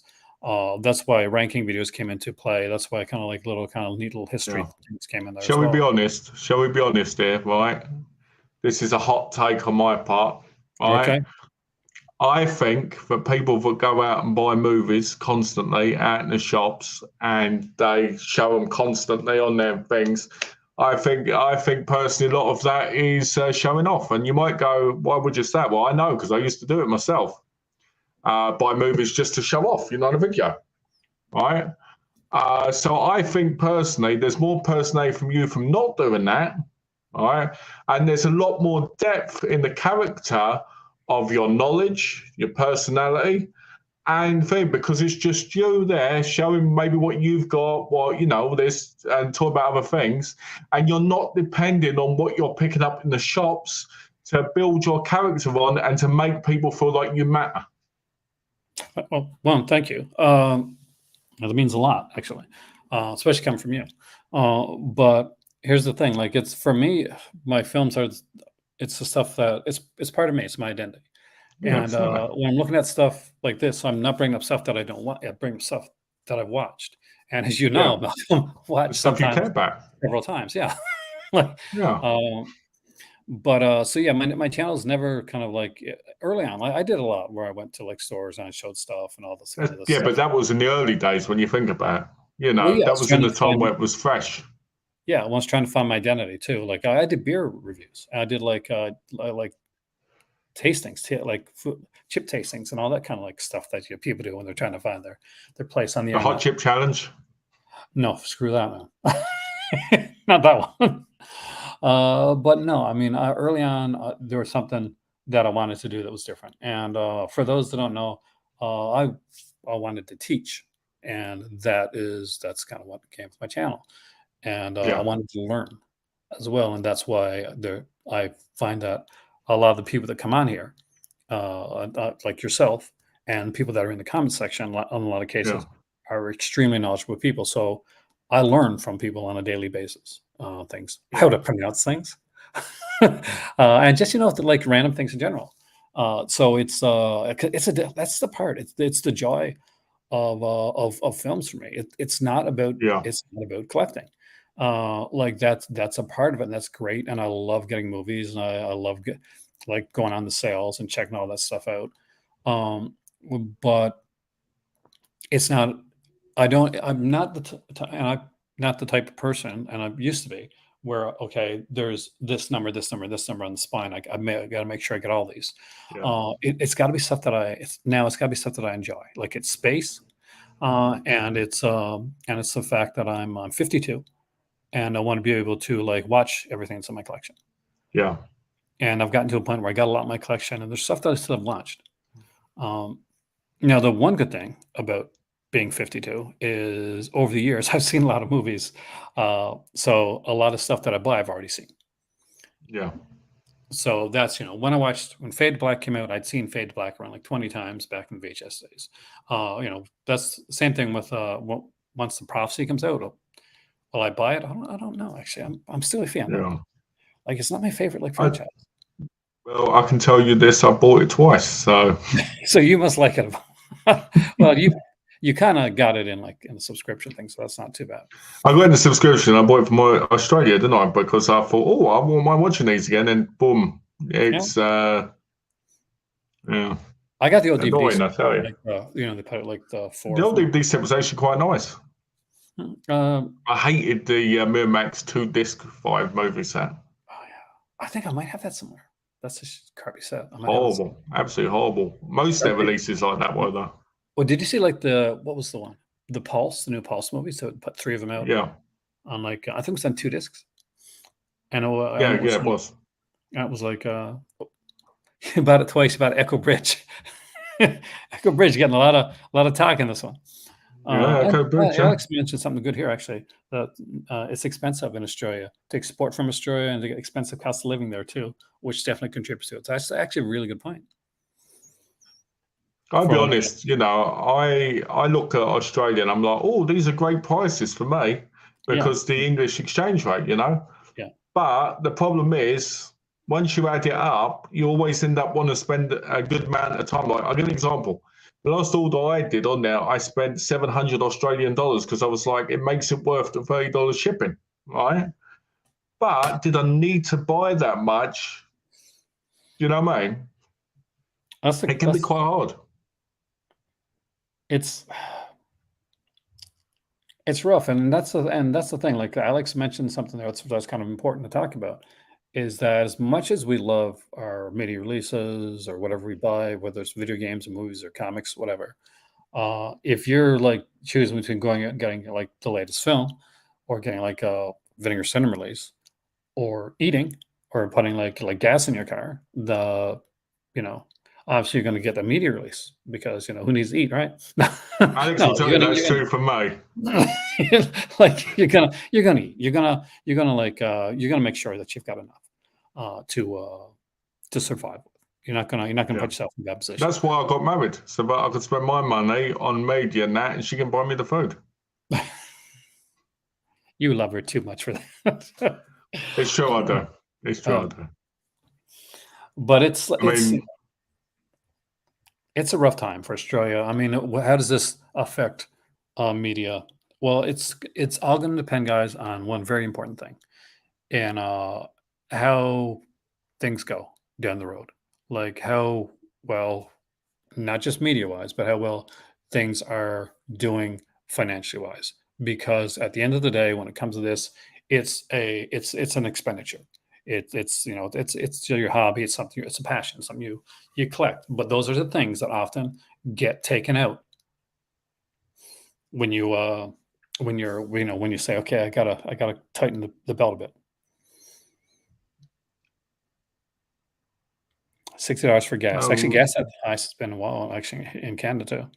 Malcolm would rather buy really the Birdemic overpriced Trojan gas. than eat for a week. Well, you know what? Since I bought him one, right, and he didn't pay me for it. He just ran off with it. Did he run after it, or did he see if it could fly? He ran up the stairs and jumped off, and he's in hospital. That's why he's typing in now. Pandemic. To be fair, though, to Alex, he contacted me the other day and said, "Are you interested in any of these movies?" Right, and they're all Jackie Chan ones, and one was a Stephen Chow movie, Forbidden City Cop. Right. Yeah. So I'm interested in Forbidden City Cop. When we met up, I said, how much do you want for it? And he said, you can have it, sealed and everything. That's nice. Yeah, I was like, that's not really nice. That. I thought this was going to go in a dark place. You're going to mention like Steven Seagal. So Steven Seagal. Imagine if I did.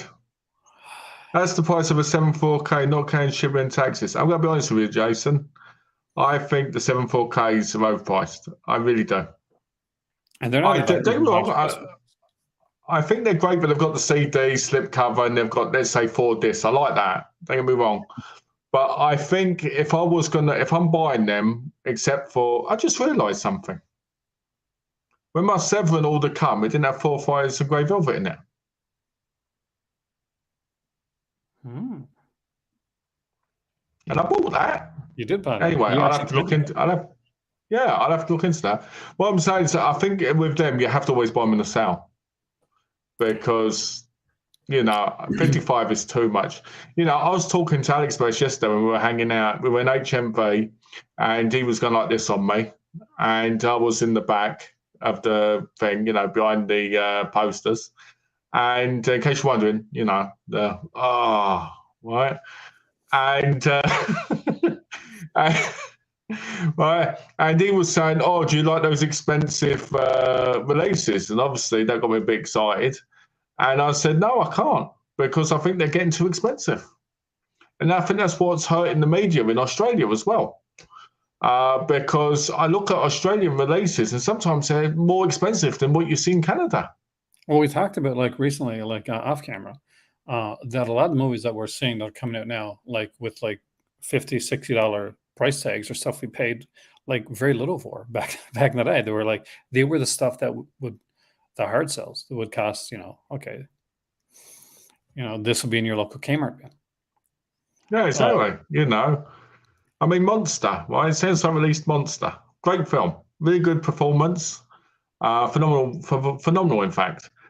But I think that was like $29.99, and I got it. But I'm sitting there going, this was a film I could have got in a thrift store for like a pound, sealed for a long time. What am I doing buying these massive collector's editions when half of them are basic movies for me? Yeah, well, I love Roadhouse, but Roadhouse is the same thing, and the MGM released Roadhouse, the DVD of Roadhouse, mind you,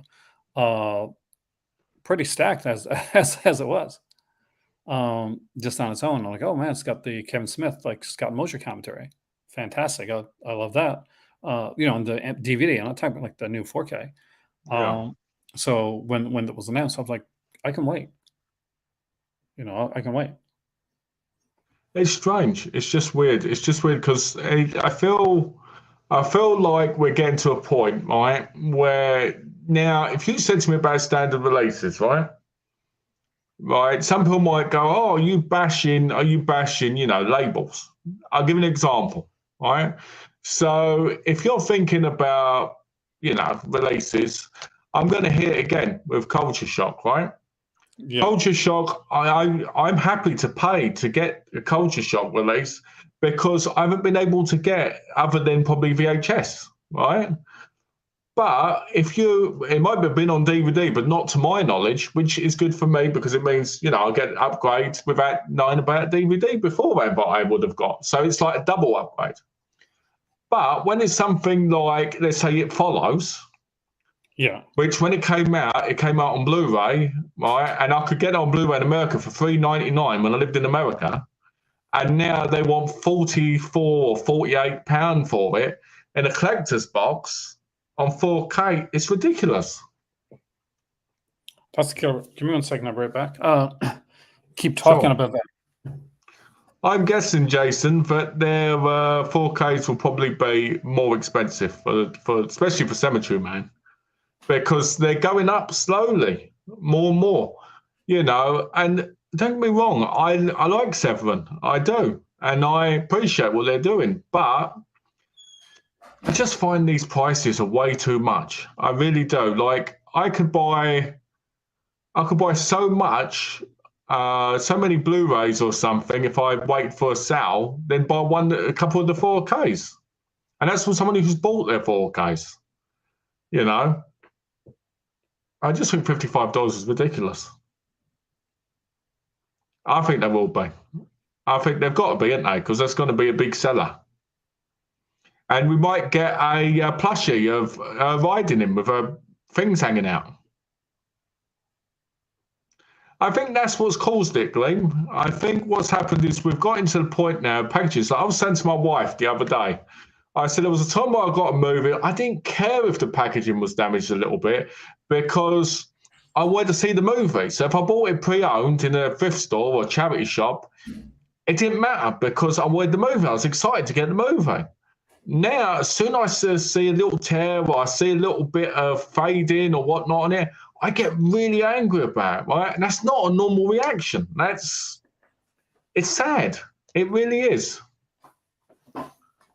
Take care, Alex. Thanks for popping in. And it's sad. It's sad that we feel that way because it's not about the outside, it's about the inside. Movies are like people, right? You watch the inside, you get to know the inside, but you should never judge the cover because you never know what's going to be there. It's like the VHS days when anytime you saw a particular cover on a movie, you'd pick it up and you'd rent it, and then you'd be like, oh, "This is not a good movie." Normally it was a sign. But yeah, exactly. $4, right? You got $4 for Midsummer. Now over here from Second Sight, never released it. Yeah. Yeah, it's like, 50, 40? I mean, Panic at Hanging Park. That's like 60 quid. I mean, you get books in it and stuff, but still, if you're not that type of person and you're just buying it to show off, this is the problem with YouTubers as well, in my view. A lot of YouTubers buy stuff because they want to fit in the community. That's the biggest mistake because you're not watching that stuff. You do not get to know that stuff. You do not understand it. You do not even open it or unseal it. I see people on YouTube who have stuff still sealed on their shelves that they show prominently, but they've never watched. Why would you even show stuff you've never watched on your thing when you know people are going to mention it in the background? It makes no sense. I'm lucky when I get to my house and it's still I'm like a kid. Anytime I get something, it's like a kid at Christmas. I can't keep anything sealed, and because I want to check it out right away. I want to see. You want to look at it. You want to look at the inside. You want to touch it. You want to look at the booklet, maybe. Whatever. And then I do this crazy thing. I'll watch it too. It's just seven sale prices like Vinegar Syndrome, Matt, are basically normal prices now. They used to be the best. So there's the thing. Like I will give them credit. Seven sale prices used to be the best. Used to have the worst website, would crash all the time, but had the best sale prices. Once the website was good, sale prices weren't the best. It's like exactly. That's what you have to do, Glenn. Because the problem is, as soon as somebody asks you, "What do you think?" Like I'm going to give you an example, right? For me, right, in my watch pile right now, I have 7,000 titles to watch, right? But I need to get through. I need to watch. I need to rewatch because I watched them before, but on VHS or DVD, right? And I don't really get into them that much, right? Not because I don't want to, because I'm doing more important things at the minute. And I think because of that, it's actually making me realise that I need to be more careful with what I'm investing my money in when it comes to releases. Do I get the collector's edition for 45 quid, or do I wait and get the standard edition of the 4K when it goes down to probably about 8 quid? Yeah, and that's a important thing to talk about. I know it may seem like a bit of heresy, like because we're talking about films and stuff like that, and we're talking about movies and all that. But at the end of the But we're day, still buying them. yeah, like when we buy and support with the stuff that we actually want. Yeah.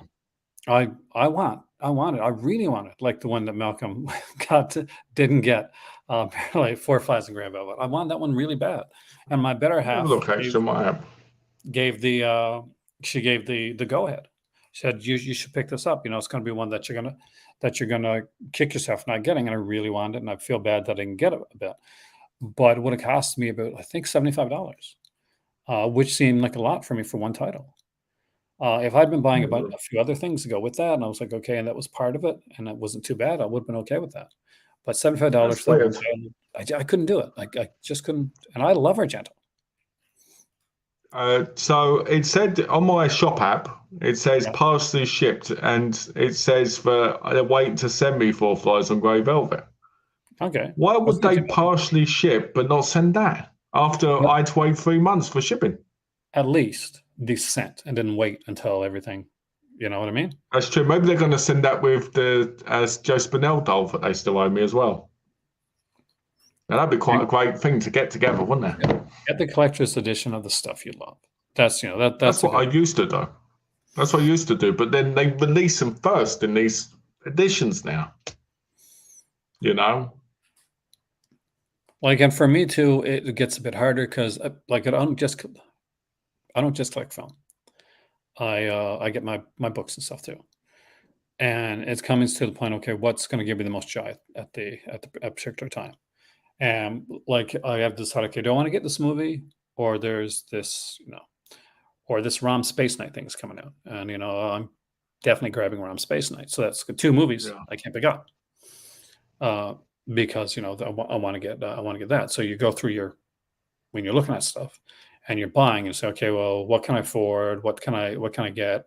There's other things, there's bills, all that type of stuff they have to do, all the boring stuff, all the adult stuff that you don't think about when you're a kid. Man, I can't wait till I grow up. It's gonna be fantastic. I'm gonna be like, I can stay It's up funny all you night. said that. I remember when I was a kid going, I can't wait to grow up so I can have sex, right? Constantly. And then the moment I did, I went, oh, I wish I was a kid again. That's the thing. I mean, Because like, I was like, because the responsibility, by the time you're doing that, there's all these responsibilities. It's you're crazy. And you don't think about it. you don't like, and you don't like to take it older. You realize, like, man, how good did I have it? Like when I was a kid, all I had to worry about was like, I'm going to go to, I'm going to have to play soccer. And I always feel bad for the people that brought us up because I know there's different people that have brought them up. Like the pestering, the complaining, oh, I can't get this, oh, I can't have money for this, can I do this? When you're a kid, you don't think about that, right? You just think, oh, why can't you give me the money, right? When you get to an adult, you're like those poor people. They probably gave me the last money they had in their hands that day. which It's so sad. show you something right now, actually. Uh, So this was my grandfather, and his uh, his birthday was the 18th. He would have been 100, actually. whoa, Yeah, 100? he would have been 100. How old was Um, he when he passed? God, I was in Ontario at the time. I wouldn't be able to tell you for sure. Because at the time yeah, I guess I'm not sure what he was and when he passed. I know the year, but I'd have to do the math. I actually can't do the math. Sorry, Do you know what but year it was? Because I can figure it out. the thing is, like, the thing I wanted to say is, like, that picture there, like, what we did is, we'd go in the woods, and he would teach, like, that was like me with like with the saw, right, the chainsaw, Yeah. which I was terrified of. So he didn't turn it on. He just said, "Take the picture," and then he took the saw. Hey, Juno. Hey Yeah. there, Gina. Welcome, man. And I remember the day so clearly, so plainly, because we walked through the woods, and he had this, like, kind of thing of like fries, cocoa, and there was like kind of sugar stuff was put in, like was like survival kit basically. If you ever got lost in the Yeah. woods or anything like that. So it was that, and it was the day that he told me about like the gum on the tree. You could kind of cut off the gum and chew it, and friend inside. It was a really great day. And every time I look back at that picture, I think of that. And my I was raised primarily by my grandparents, so there was like an age disconnect. So there's a whole lot of like, I guess for me at the time, things that I thought was important. Like, oh no, I Yeah. got to get this, and they truly didn't understand. Like you didn't get that. But that being said, I was one of the first people in my community to get a computer. I was the first person in my town to have like have an Atari, and so they, you know, and at the time I was like, oh, man, everybody else gets all this stuff, right? But no, I was spoiled rotten.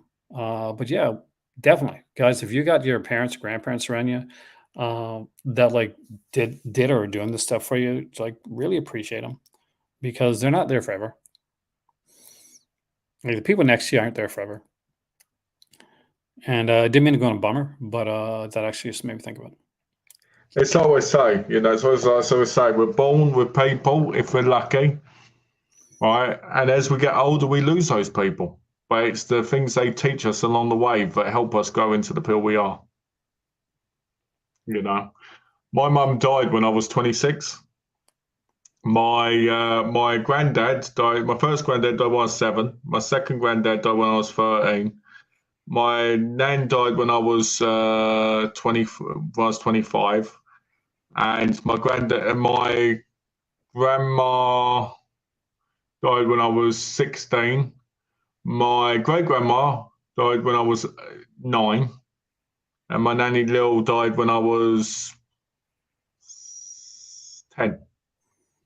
So my dad's in Thailand, so I never really see him or talk to him. We've never had a great relationship. So in a way, I've always felt kind of since my mum passed, I'm alone. You know, that's why it's nice to have the wife. Because she's alone as well in a way. So we've got each other. I mean, we're kind of like each other's family. There you go. And look here, I'm right here, man. So they tell me, oh yeah, I got family. That's one of the great things about this here and about this community is there's a lot of great people there.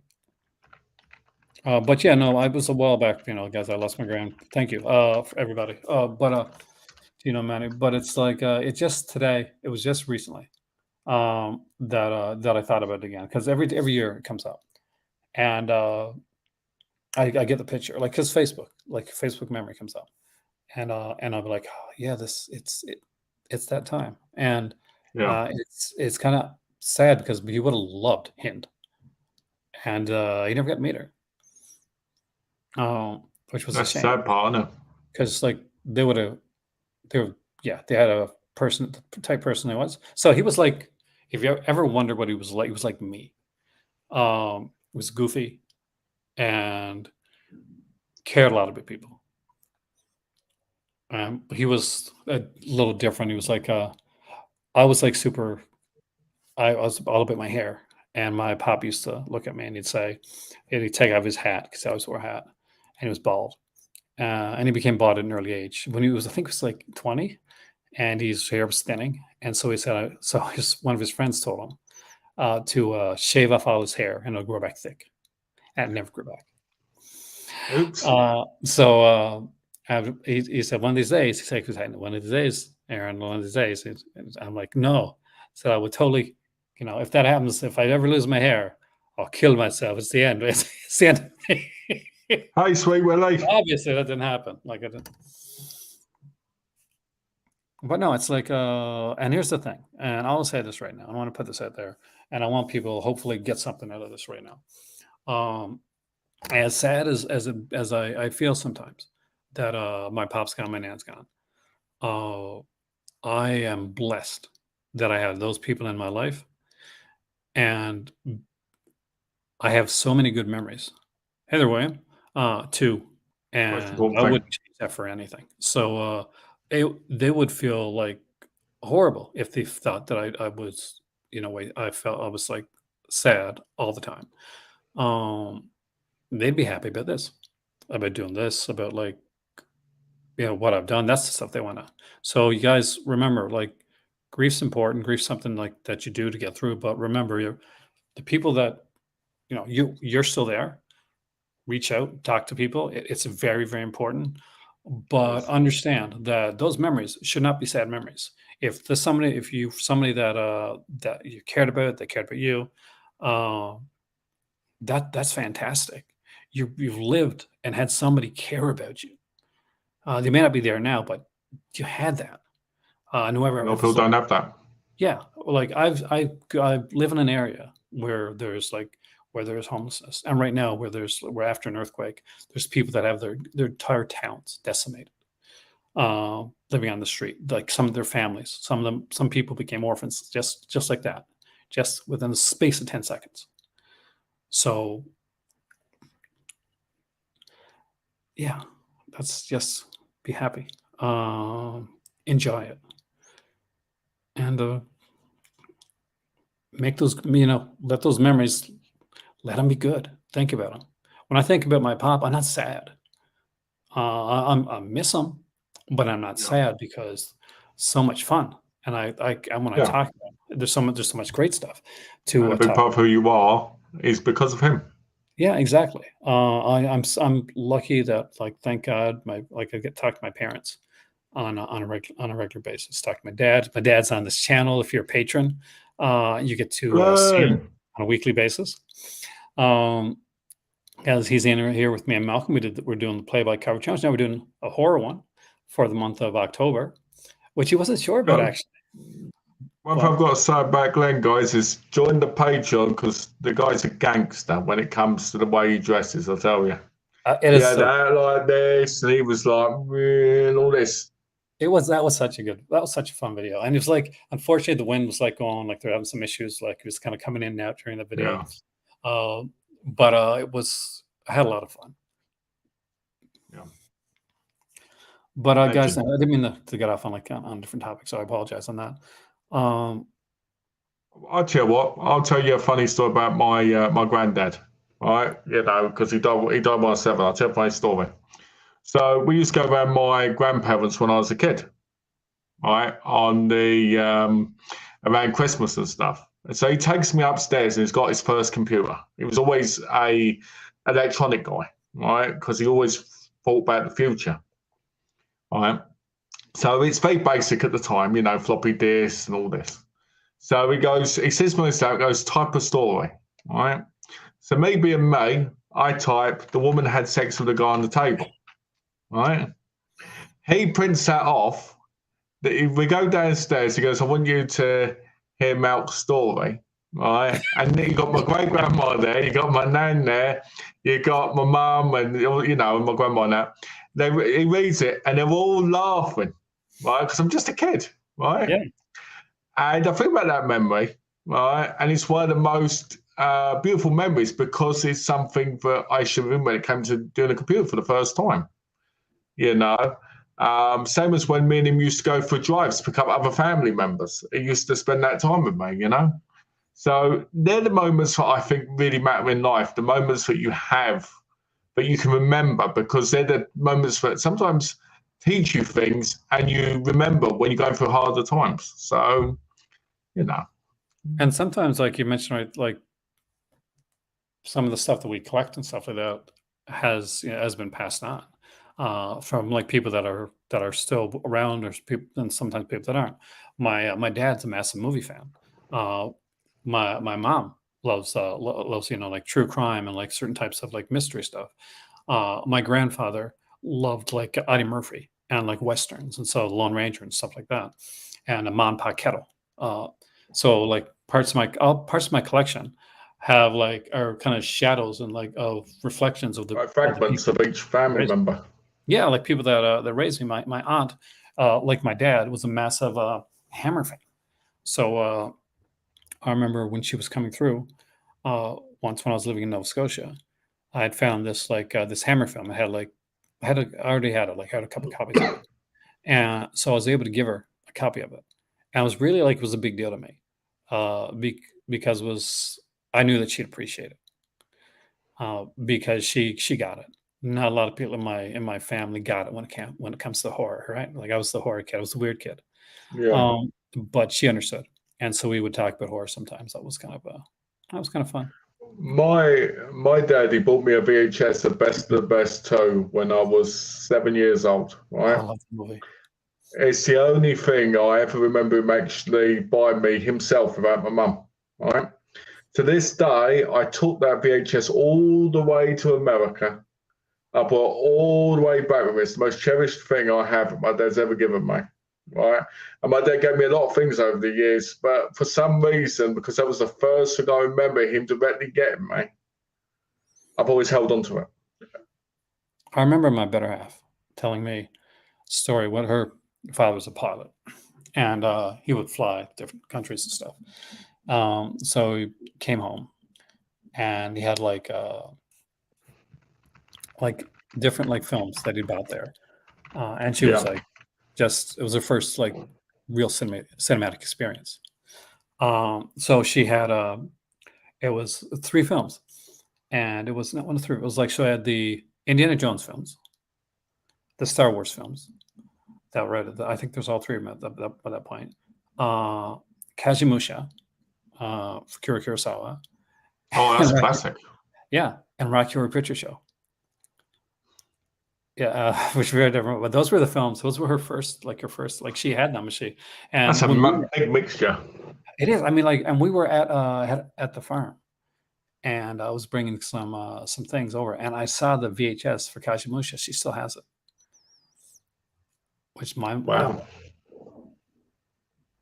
Well, I tell you, the reason I love Prom Night, My Bloody Valentine, is because they were, and then The Ninja were all films I shared with my mum when I was a kid. You know, where I was like really little.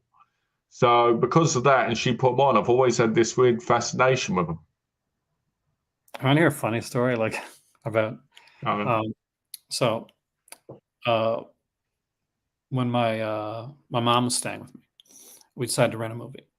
And it was going to be like a movie night, and we rented. And I probably told the story before actually. We rented what's the name of the movie with Kevin Spacey, the one American Beauty. yeah. And so we get ready, we get our snacks, go to sit down, put on American Beauty. The trailers come on before the movie, and the first scene is Kevin Spacey in the shower, and I went, Joking the Bishop, he says. yeah, I just left the room so quickly.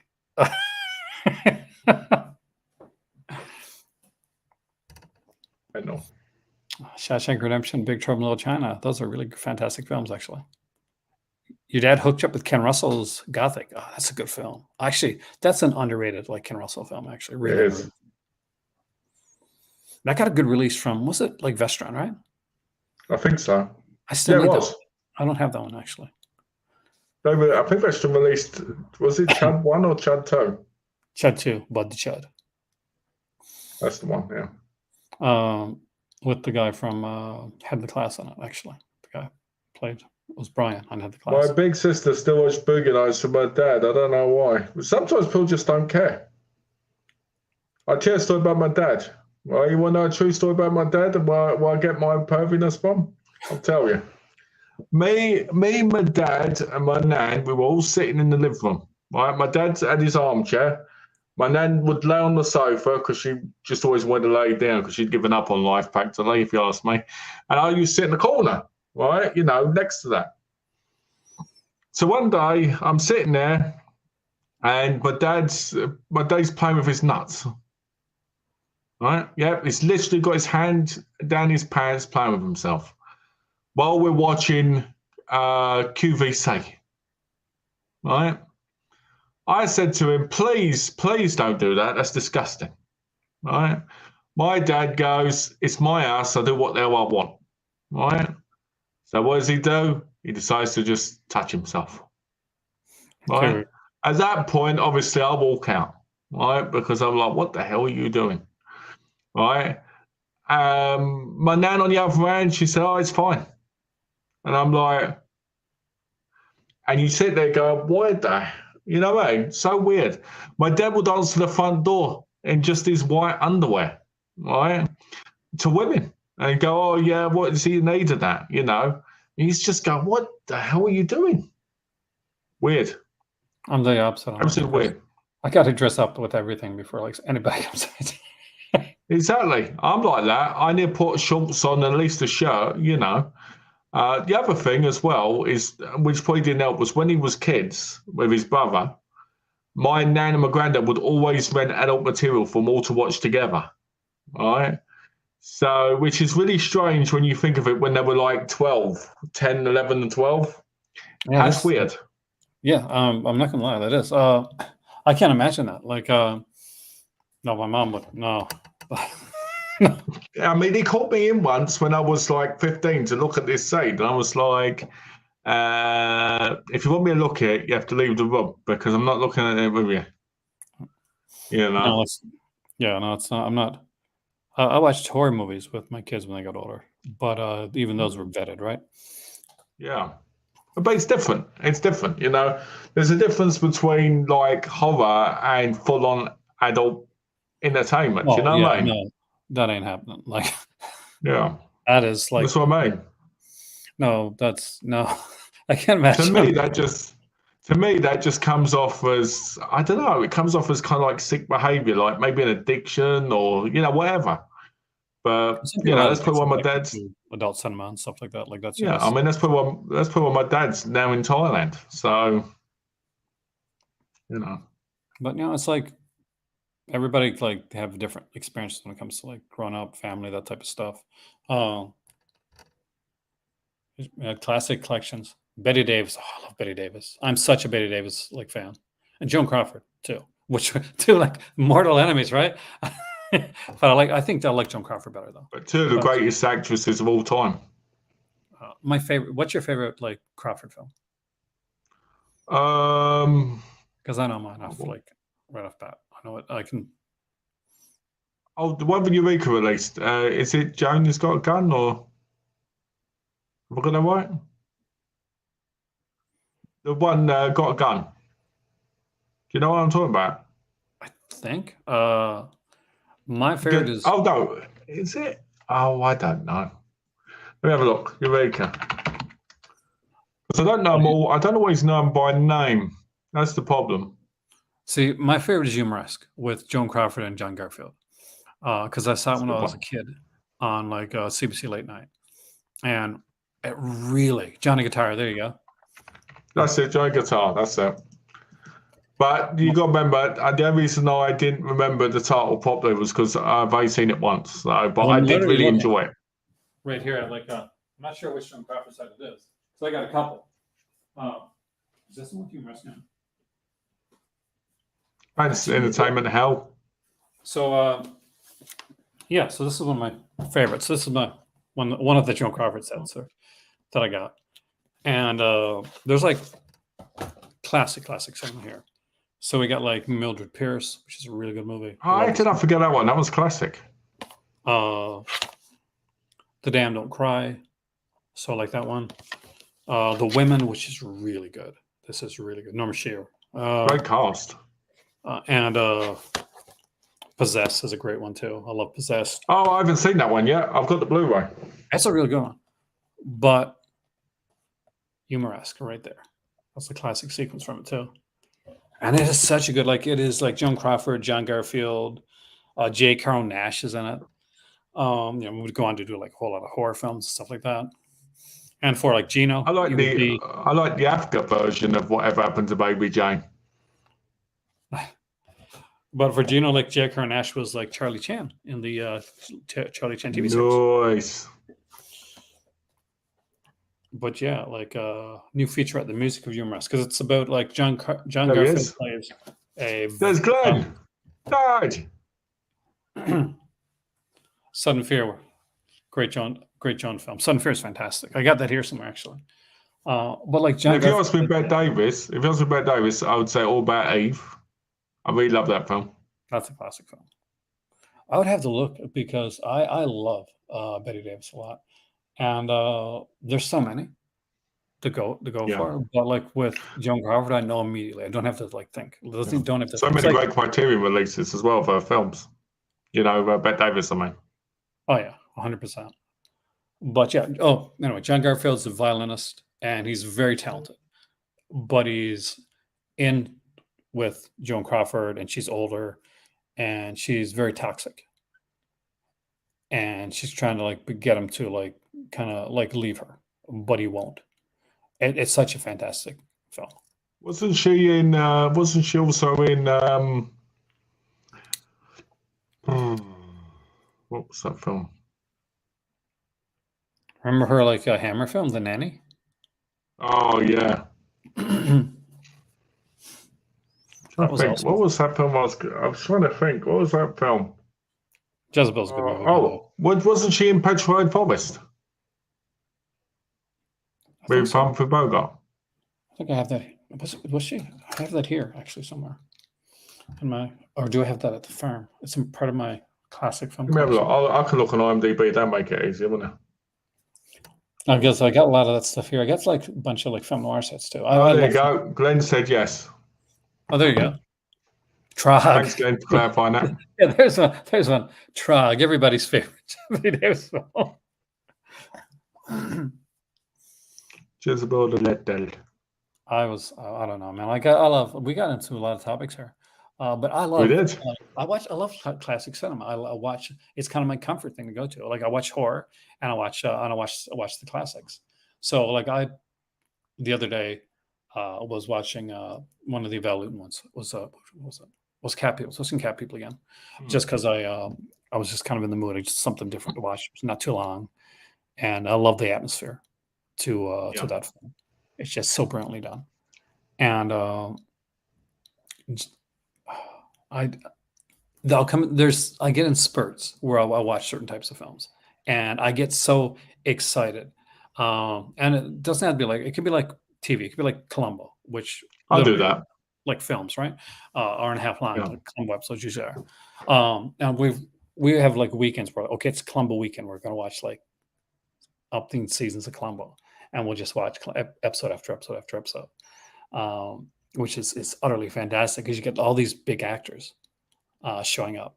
And I remember the Patrick McGowan, well, one of the Patrick McGowan episodes of Columbo because he's in a few, but it's the one where he's like at the military academy, Okay. and I think he won an Emmy for it. But he is so good, and it is such a layered portrayal of this like staunch military man, and how he tries to like kind of to get away with it, and it's just got this arrogance, but this kind of like this aspect to him. But I think my favorites when it comes to that is there's Donald Pleasance and Johnny Cash, two very different actors. Yeah. Both did Columbo, and both in their episodes were characters that Columbo he felt for them. Oh. In like the Johnny Cash one at the end of it, he said, "Well, aren't you afraid to be up here with a murder?" And he's like, "Sir, not really, because anybody that can sing the way that you do can't be all bad. And in all honesty, I do think that if I wouldn't have caught you, you eventually would have confessed anyway." And he's like, "Yeah, you're right. It was weighing on me. I would Wow. have." It's a great episode. And the one with Donald Pleasance, where after he kind of arrests him, it's just him and Donald Pleasance, and he stops the car. And he's got like this nice bottle of wine because Donald Pleasance is just like as a vineyard. And he stops the car for a minute, and he says, "Well, we'll get there, but takes out some wine, and they drink some wine together before he goes to jail." Just classic stuff. I'm a massive fan. I'm not sure if it comes out now, but I am a big Columbo person. I think it does come out. I think it comes out quite a lot, quite well actually. But yeah, it's one of my favorite shows. But yeah, anyway, so no, I was just trying to say like basically there's certain things that you that you watch certain times that just it's kind of soothes you, kind of like it's just relaxing. And it's I've got coming so out. many genres. I mean, Yeah, I've got so many genres that I need to catch up on, whether they're classic movies or Mondo Macabro kind of, exploitation, or big cinema katsu. ones, or cats. Yeah, exactly. Yeah, Or that, and it's like, oh, there's so much of it. and So you're like much. with the adult stuff, and you're like for the middle scene stuff, and you're like, can I watch this now? Is there enough cream, like hand cream in the house to finish this film? It's funny. It's funny. I'll be honest. When I put them on, I enjoy watching them, but I rarely find them exciting. Yeah, no, it's not the thing. Like when you're a kid, you're like, oh my God, it's gonna be so exciting. And now it's like, I'm gonna get a sandwich. Like I can hear the like Yeah, sound in the background. Like that happens so yeah. like I still haven't like a video I was working on and it's taken forever. Uh, Probably gonna come out next year now. Was gonna be in for like kind of for Mother's Day. It was kind of a twisted Mother's Day video. And it was just looking at Taboo and like another film. And see what I mean? But I was like going through like the film, like, oh, God, I gotta watch like this again like 4 more times with commentaries, right? And Yeah. and I'm like trying to get through the first time. It's not a bad film. It's a classic film. For Hmm. for the indie adult cinema thing, and it's well done. It's overall well acted, except for her boss, who sucks balls. Yeah, which makes Uh, no sense. uh, but uh, but it was just like, man, I just can't. I was like, I should go probably get like a cup of tea, and I knew I couldn't leave I couldn't leave the film because I'm doing it for a video. So I have to watch the film. And like, there's nothing exciting. By the way, guys, when you're doing like reviews and stuff, or you're doing like a video essay type of thing. Um, a lot of times, like if you want to watch the film for joy, and then that's great. That's the one time you watch the film. But if you're watching it to take notes or like to just get that type of stuff, no, that's a whole other experience altogether. Yeah, I've watched multiple Because times, don't you? yeah, because you're watching it different times. You're stopping. If something like really stands out to you, you're making notes. You're going back through, listening to commentary, stuff like that, seeing, and so it's great. I find for me specifically, if I have thoughts on a film, I'm watching a film for the first time, and I'll have these thoughts, man, like, oh man, what about this? And like, oh, certain things that I'll point, and then the commentary will point it out, and I'm like, yes, score one for me. Commentary agrees. Which happens a lot actually. When which is fun. That's What awesome. Worst thing is a dry commentary. I can't stand a dry commentary. It's Oh, do you know what my favorite? Worst commentary is? My worst commentary is when people feel like they have to constantly just tell you what's going on screen as they're talking about anything that's made doing it. yeah, Like, oh, as you can see, he's getting the sword now and he's stabbing that guy in the chest. And that guy, I'm like, if I wanted the audio descriptive, I'd have put that on. yeah. You can get that. Yeah, like, One for the blind. yeah, exactly. That's what it feels like. No, I mean like yeah. I mean like what's the worst commentary I've ever heard? Mine's Arnold Schwarzenegger. Which one was that? I think it's one of the Conan ones where he goes, "Oh, I swing the sword," and all that. This is one thing, and all that. And they're trying to ask him questions. He's going, "Oh, look how I stabbed that guy there," and stuff like that. I'm, I don't know what my worst one is because I tend to tune them out when they get bad. But there was one uh, I think it was by, and it was meant to be more of a humorous commentary, but the humor didn't hit me. Yeah. So I won't say what it is because I don't want to I don't want to, It was a Serbian film. yeah, well, yeah, that's that's Their comedy didn't hit me. that's never going to my collection, man. That's Another one was bad was the prom night one because the director, when he talks, kept going like this. And when you're trying to listen to it on earphones, it can be really distracting. I will tell you that William Friedkin's commentary from Narrow Margin is one of the best I've ever heard. That was really fun. Nice. That's the Ben Affleck on Armageddon. That's What about he's Carrot barely Top? talks on. How about Carrot Top's commentary for Rules of Attraction? No, I'm not joking. Oh That's yeah, not even. because no, because she told me that it was a copyright thing, right? Yeah, well, it's the thing. Like, there's the guy that wrote Rules of Attraction. He did a commentary for it, but he literally did exactly what you said. He just pretty much talked about what was on screen because he was kind of coked up and stuff at the time. So he said, "No, don't use my commentary." So like, I said, "Well, what are we going to do? We need another commentary." So they had Carrot Top do a surprise commentary, which I've never actually listened to. I can listen to it. You need to. You I need do. to tell us if it's actually funny. Well, which would be very different because it is Carrot Top. I think most of these directors, to be honest with you, they don't want to talk about their film. Yeah, Well, here's because the they're thing. like, I made it, I know it. What Hitchcock was usually checked out by the time he starts, like when the cameras really start to go, because the process of making the film itself that's the best part.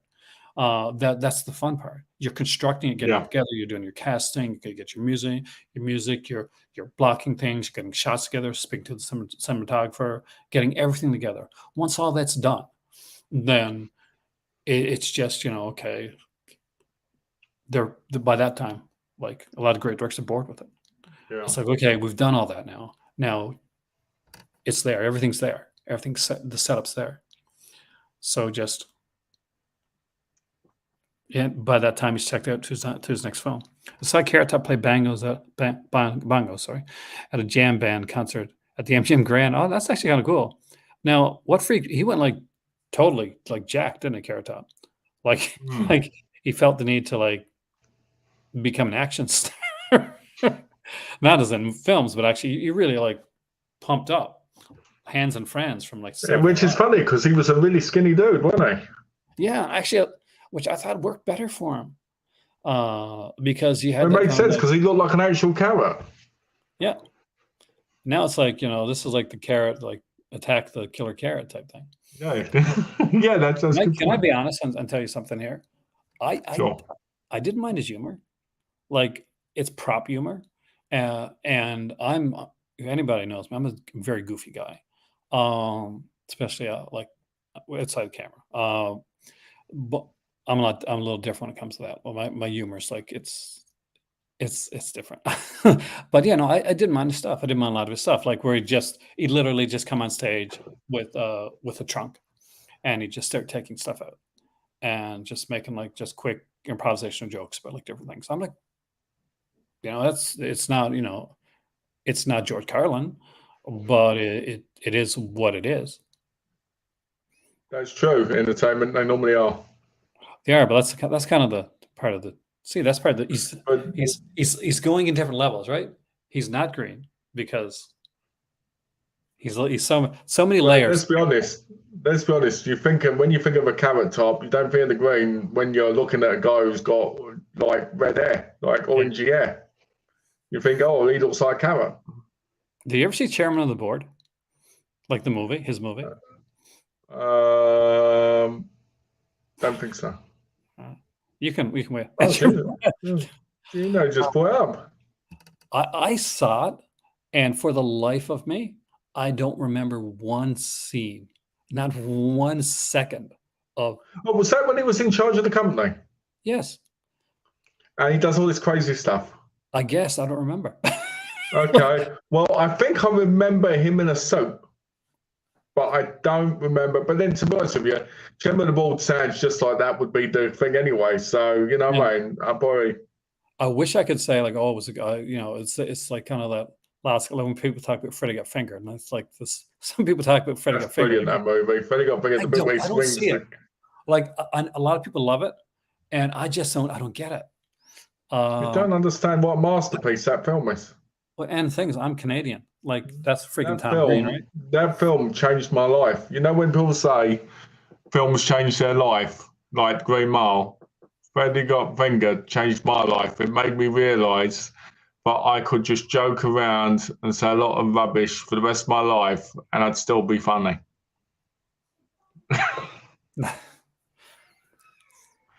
I like how you were sitting there going, "Is he serious about this? Is he saying this?" Tom Green film changed his life. No, I love that film. I think it's hilarious. It That's did involve surfballs, I think, because I remember some weird. What? Oh, yeah, I because remember wasn't he like a part of it. surfer? Wasn't he like this kind of slacker surfer guy, and then he got to run this company and like Yeah, I think so. And then he still did it like on the tables and stuff. it was weird. I mean, I can't remember. Do you know when I do remember? Because when I went to college, and uh, so there's this Australian comedian called Yahoo Serious, and he did a couple like big movies, like movies that did well. But the biggest Yeah. one is probably Young Einstein, where it's about a young Einstein that's trying to like make beer, and they accidentally split the atom. That's really, guys, what it's about for those that are younger. But I had long, like really curly hair, and I, there's a couple guys that would like look at me, and that's what they call me. This young Einstein. That doesn't surprise me. Well, considering this now, it could surprise a lot of people. Uh, Young Einstein, Freddie got fingered, Bill Maher's pizza. Oh, Bill Maher is such a douchebag, man. But he's like one of those guys. If somebody said, "Hey, describe a douchey a guy," he would describe Bill Maher without even knowing him. So, Like, over a dead body. Drop Dead Fred is classic. I love Jeff. I love Rick Mayhall. One of the greatest. Like I remember the young One of the ones, greatest comedians. and of course, Shock Treatment. Yep, Shock Treatment. I love that song. Ooh, Shock Treatment. I love that. I love it. That's just brilliant. It's crazy when you think about Rick Mal, when you think about things like the young ones, because that really was the definition of a generation, in this country. And it is something that like a lot of people like. It did. It's of its time. So people watch it now, and some people just aren't going to get it. No, they won't. I think It's same brilliant, like, though. remember Square So Pegs? bottom and all that. Like Square Pegs. Oh, that's the one from Jessica Parker, right? Yeah, like only lasted season. Like Bill Murray actually was in an episode of it as he was a substitute teacher. And it was during the Valley Girl like phase. And I'm very much like a product of the Valley Girl phase. But So are you saying? So you telling us you're a Valley girl? oh my God, yes. So like yes, I know the whole gang with the spoon too. But yes, pretty much. Well, the male version of Valley Girl, basically. Yeah. Uh, The guy running around with the pom poms wiggling around like. I was a cheerleader for a year, so yes, I have. There you go. You see. Yeah. That's it. Be aggressive. Be aggressive. I prefer old comedians, Marx Brothers, Ryan Hardy, Wheeler and Woosler. No Fatty Arbuckle in there. Were you a fan of Arbuckle? I've never really got him as much. It was okay. I liked his stuff. I haven't seen much of it, but I've seen, like certain bits. And I really like him. I like him, but he doesn't stand out. I think he stands out more to people who were younger when they saw him than people, you know what I mean? Like if you were born like in the 50s and you saw Fatty Arbuckle, you'd remember him really well. Yeah. But I think when you're born kind of like 70s, 80s onwards, he doesn't seem as thing, but he is good, I always put bottom to young ones. Me too. In America, full bottom. Why the hell did they call it full bottom? Yeah, that sounds worse, actually. It does, doesn't it? But not for me. Like there was, they used to show like a lot of like Charlie Chaplin, like shorts in the afternoon when I got out of school. So you have like Charlie Chaplin shorts, and they have like Ronald Howard's like Sherlock Holmes series. Remember like that one? So they'd show that. It would be like this hour-long block, very cheap TV. But I used to love watching that type of stuff. So I grew up with a lot of like Chaplin, and I think he's pretty timeless. Harold Lloyd, another one I think is really good. Buster Superior. I'll always think Harold Lloyd is superior. I always think superior. I always think that Harold Lloyd is superior to Charlie Chaplin. I love Harold. I think Buster Keaton is and all, to be honest. I'm going through Charlie Chaplin's, shorts and everything at the minute, and the movies. And I'll be honest with you, it doesn't impress me as much as he did when I was a kid. Gold Rush is a Stone Cold classic, though. Like Gold Rush has got to be one of my favorite Chaplin ones. Yeah. That's it's just got some Uh, like when he's trying to eat the shoe, and like when he's doing the with the dinner rolls, and when the the cabin is like yeah. Yeah. I'll be right back. I've got to talk to my wife a minute because I have to tell her so. So I'll be right Oh. back, all right? Hey there, ready? Hello. Hello. Hello. No, I'll be back in a sec.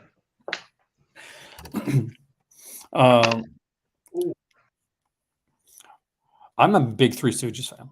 I'm not sure if anybody here likes Three Stooges now, but I was a massive Three Stooges fan. And Abbott and Costello. I used to do the with my friend. Used to do like the Who's on First. Ever do that with like a kind of riff that like Who's on First thing with the we're kind of like an acting practice thing we used to do. We did Who's on First, and there's like this book of Saturday Night Live scripts like from the first year, and I used to do the an Anthony Perkins episode where it was like the Norman Bates School of Hotel Management, which was a skit that they did on there, which always stood out to me. What's on second? It's such classic, right? I grew up. I love the monster stuff with Abbott and Costello. A lot of the Abbott and Frankenstein, of course, utterly classic one. Vincent Price's cameo at the end of it is just super good.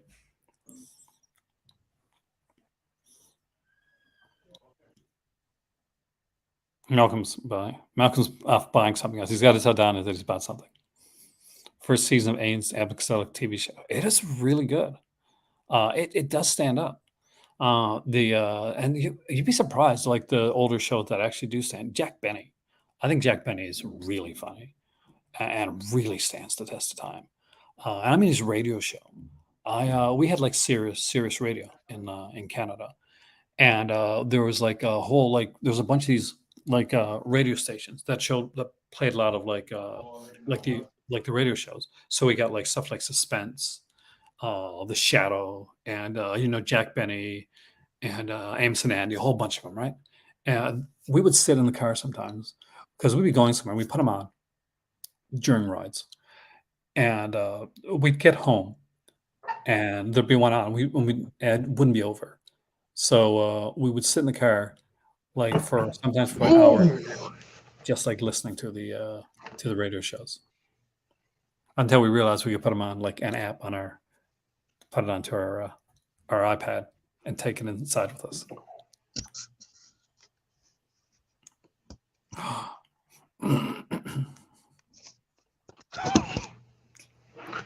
Hey guys, I'm back. My wife had lost her internet. She sent me a text because I've got this muted, so the internet was gone. Did you get it back okay? Yeah, it's because her Kindle needed to be reset. So I wanted to get her that, and it gave me a chance to get a drink as well. So what did I miss? About having an episode of Suspense written by Serling included. I love those. I was just saying that I love the radio, like the old radio shows. Like we had in Canada, we had Sirius Radio, and they had like stations where they play all these old radio like Suspense, and there was like The Shadow. Was that like the versions they made of like the old classic horror movies when they had them on the radio as well? Well, yeah, it was like basically there was that too, but you'd see like this was a lot of this was pre-TV, and because people back in the day would sit around their radios and listen to like. Oh, okay. So it was that stuff. I get you now. Yeah. But it stands up. Like we'd be driving in the car, like going to get groceries or something like that, and we'd stop and we'd be listening to one, and we'd still be listening, and we're like, oh, we'll go in after this is over, and we both kind of like, well, we should probably bring in the frozen foods, or like, yes, but we just got to finish this like Lucille Ball episode of Suspense first. The killer part, and this is one that drives me crazy, is there was an episode, and Lucy Ball was in it. This is before she was a comedian, and because like one of her first roles, and it was a really good episode, and it was getting really, really good. And we're driving to my dad's actually, and we're going through a place called Deer Lake, and it drops. The coverage drops. So, like we're like So it left you in suspense. we literally missed the end of it, and then we went online looking for it, couldn't find it, and then we were like, what, putting on the channel all the time, trying to hear it, trying to get to the end of it, and I don't think we ever did. Did you ever try looking for it, like now? Not recently, but like at the time, I was like looking online everywhere for it. At the time, just couldn't find it. But you'd remember the story, right? Sort. I mean, like, let's see something. Right. We just watched this. No, well, find it right away. Wouldn't that be like awesome? That'd be amazing. My first shows was Lemon Abner, essentially two old codgers who run a general store in. A little piece of rope. Really? Yes. A little piece of rope. I'm definitely listening to that part. Well, but I gotta wait till him comes home. Because we look forever for this. Couldn't find it at all, right? And now you do, because I recommended it. How crazy is that? It just shows that everything's there now. Yeah, a little piece of rope stars Lucy Ball in the 4th of her 6 appearances on Suspense. It's a peculiar tale about a baby-faced actress in Hollywood named Isabel who turns to a life of crime. And it's on like YouTube. Old Time Radio Archives, which, by the way, I recommend, guys, if you've never done it, like, go out and like sometime and like listen to some of this stuff. It's really fantastic. Or if you also want to listen to something fantastic, remind you of this, join Patreon and listen to Aaron's horror poems. Actually, I haven't gotten much feedback on that. I'm kind of disappointed, actually, because that took a long time to do. Like it was 5 hours, I think, over 5 hours. Yeah, it was a long time, wasn't it? Well, it was getting the poems is the easy part, but like it's the tone and that. Yeah, getting everything down was the killer part of it, and I wasn't satisfied. When I was finished, I still wasn't satisfied with the opening. But not that I liked the poems, like part of it, but I still was not satisfied with the opening. But I was just, I couldn't do it. I couldn't. I can understand that with the opening part because you've been practicing and trying to do it for hours, and at a certain point you're just tired at that beginning until you get back in the rhythm. It's like a muscle memory in a way. Yeah, and like because there's a certain, like, when it comes to like the poems that I was doing, because I wanted to do something for Halloween. I wanted to have it up early and have something that you can listen. That's not just a regular, it's not a review. It's not, it's not a collection. It's something different. And that's why we're doing the stuff we're doing now, kind of having the fun videos of what I hope is fun for people that me and you and Dad are doing. For we're doing like little like quiz things and bringing things up, and and things are going up. And I'm working on like to do some different ones for this time around, and doing it in a different way. So you're going to see some upgrades from before, and I want to have a lot more fun with it. It's a lot more conversational than when we start with the play-by stuff. Oh, that's interesting. Show up in your email. That's actually excellent. I'm glad they do. Because like for what I do, when I'm doing a lot of my videos, guys, for those that don't know, those that are on my Patreon, is if it's a video that can be transferred over to audio as well, will go out of my way to actually do an audio podcast version of it. And so you can watch the video if you want to, or for a lot of them, or you can actually just listen to my soothing voice. Soothing voice of love. Yeah, for like a podcast. I love the Marx Brothers.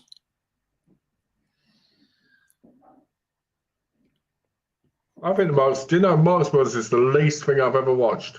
Really? I've got their box set, but I've only ever watched one of their things.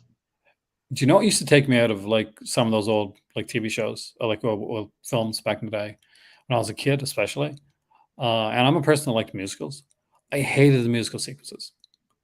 Like they always took it like Marx was really funny. Like, oh, and there's this opera scene. Like, well, I guess it's time for time for Aaron to fast forward this sequence.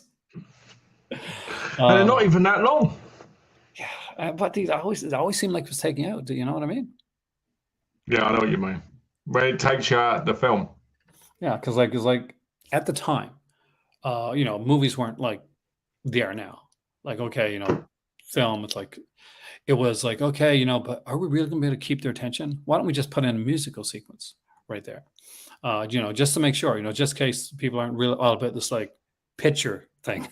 The public One really of I'll be honest with one of the greatest performers of all time, Fred Astaire.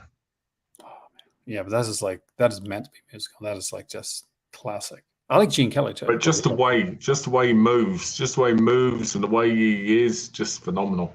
That's why Singing in the Rain is still one of my favorites. I like Fred Astaire, I like Gene Kelly. I One of like my Singing in favorite the Rain, like songs Popeye. in One of my favorite songs in Singing in the Rain is "Good Morning, Oh, yeah, Good make me laugh. Morning, Good Morning to you." I love that. But my favorite song, I think, was WAP. I remember when Fred Astaire I sing. No, I like make him laugh a lot. I thought that was a fun. That's just the way it was done too. I love Don O'Connor. Doesn't get talked about Oh, enough nice. in a lot of those like films. And like most people now, if you think Don O'Connor, they're going to think one of his later films or Francis Talking Mule, right? They're not Yeah. going to think about like he was a great song and dance man. Was a fantastic song and dance guy. I just saw Australia and Malcolm and since Jim, the discussion here was sober. ACDC, there you go. There you go. That sounds good. Question then: are you an ACDC fan? Yeah, I like some of their stuff, but I'm not a hardcore fan. I was a big fan of ACDC growing up, like massive. Like in my area, it was like AC was big. So maybe this question's not going to work then. Were you a Brian Johnson guy or a Bon Scott guy? I'd say Brian Johnson. So it's different. I mean, like Bon Scott literally was like died was like a rock star, died like a rock star would, unfortunately. But yeah, no, Brian Johnson was incredible. My mom's a big musical fan. Debbie Reynolds on Sync with Molly Brown. I remember that. My dad actually is a massive musical fan. Rest in peace, Malcolm Young. There you go. And rest in I'm peace, not young anymore, so I know I'm all right. Billy Miller. I'm a huge. I always talk about soap operas on here because I'm a massive soap opera person. And this week, unfortunately, at the age of 43, Billy Miller, who played Jason / True on General Hospital, as well as character Billy on Young the Restless, among others. What was her name? His name is Billy Miller. I just want to say what. He was 43 years old. Unfortunately, he passed away. And due with depression. I won't go any further than that. But anytime you're feeling depressed, there's always someone out there. Talk to somebody, call somebody. He's the most American-looking actor I think I've seen in years. He was such a good actor. Like I absolutely kind of adored his acting, and he was so good in General Hospital, which was a show that I really liked. And he had a character that I completely kind of loved and totally related to. Hey, Warlock.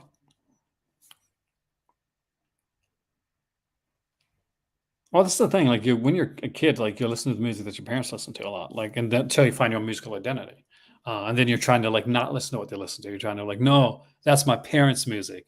I'm not into that. And then years later, you find yourself listening to that music anyway.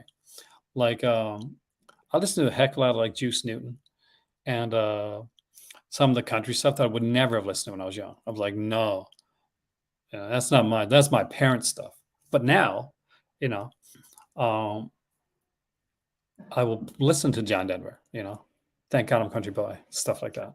I'm like that. I'm like that. Like I didn't like Andre Ura, but for some reason I like him now. That's the thing. I was like, "Oh, Johnny Cash. Now, one of my favorite songs of all time is "Hurt" by Johnny Cash. Oh, Um, I love that song. it's amazing, and I mean, it's like I cannot sing to save my life, but if I'm like editing a video or if I'm like working on some You'll stuff sing or that writing a song. script, yeah, that's one of the ones that just comes to me. Uh, I was out feeding the cats at like I was around like 12:30 last night, one close to one. And, so that's what I was singing, actually. I was inside, and I wasn't like wasn't like on purpose. It was kinda like subconsciously. So I'm out there singing "Hurt," and I like feeding the cats. It's pretty dark when you think about it, actually. Yeah. Is it because you're hurting, Sams, with the It's singing? it's just a song that I love a lot. But I like all types of music, so I'm not somebody that, like, I can't like, some people are like, "Oh, I don't like the newer music. It's not, new music's no good." I don't like that. I just like music from my era. Like, I love Olivia Rodrigo. I Yeah. think she like, her album was really good. I'll listen to, like, stuff that my parents listen to, and I'll listen to stuff that my kids, and even my kids doesn't listen to. Maximum Overdrive is like is a weird movie, but you can't go wrong with that soundtrack. Oh my god, that is such an amazing soundtrack. I remember me and my friend, like, listening to "She Shook Me All Night Long" and, like, headbanging like crazy. Thank you so much. It is our f I gotta say, I love the picture. I'm guessing you're a Billie Eilish fan. Um, because That I is a I'm lovely a picture. I'm a massive Billie Eilish fan. I wonder what you're a fan of. Actually, no, actually, I love her music. But Yeah, I um, know Tom Dye was really good. you know what? I went to I set my alarm because I went a bit earlier last night. As you know, I passed out again, and I woke up to "Bad Guy." You know, dun, dun, dun, dun, dun. To Billie Eilish's "Bad Guys." um, Johnny Johnny Cash covered "Hurt" by Nine Inch Nails. Yeah, I like Johnny Cash's version of it better than Nine Inch Nails. Though I think both my sisters are massive Nine Inch Nails like fans. I never got into them as much. I'm not gonna lie. Yeah. They weren't my thing. For me personally, I'm more of a single singer person. I like groups, don't get me wrong, and bands, but I've always been like, I'd rather hear, do you know what I mean? Well, yeah, like there's certain like I'll look at there's certain bands like and did you ever have a time when you were looking at groups or bands like kind of like in a snob way where you're like, oh no, I like this band. Like you find like this like when you're a kid, right? And you find like this really good like song Yeah. or the singer, and you're like, oh, nobody's gonna know this but me. I So was that way. I was that way with Evanescence and Linkin Park. but everybody knows Evanescence. But you were like, no, I know this group. It's like Yeah, it's like exactly. when like what was I one I used to listen to? Offspring, right?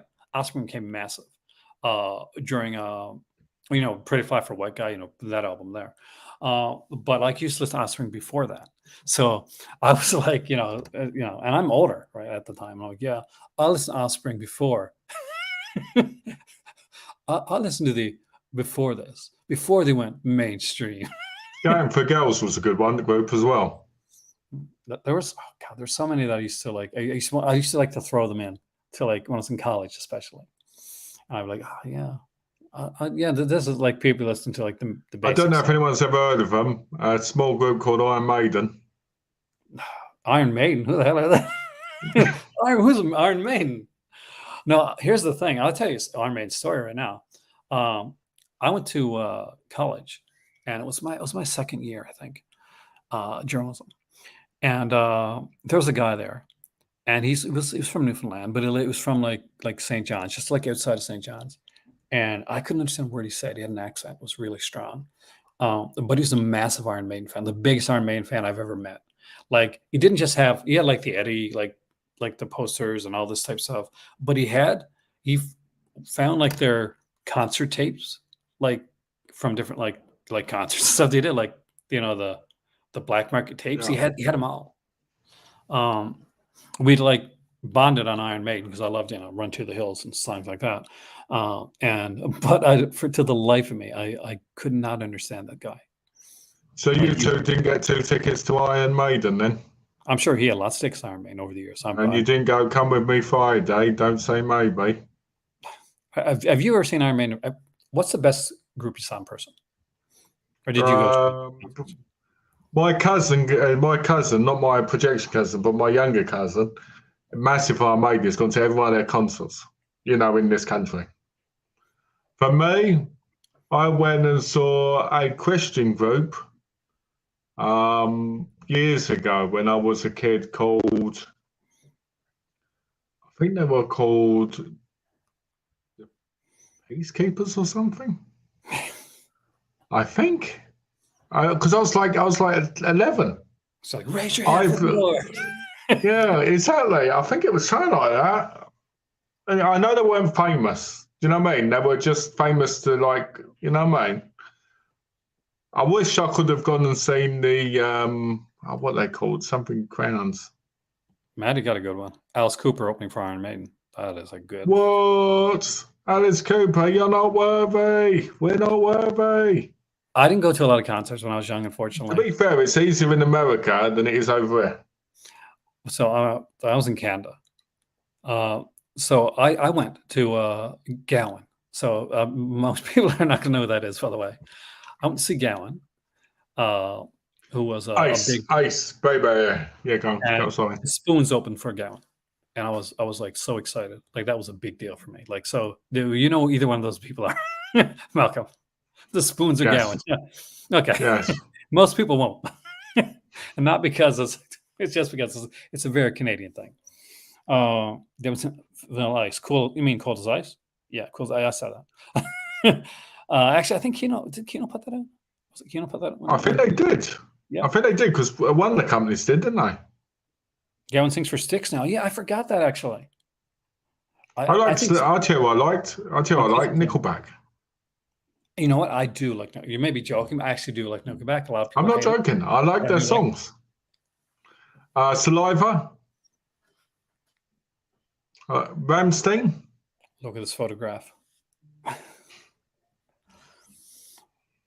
What's this? Most Canadians know Lawrence Gowan's the man of Member Six. Yeah, they won't remember like Strange Animal, Matthew, right?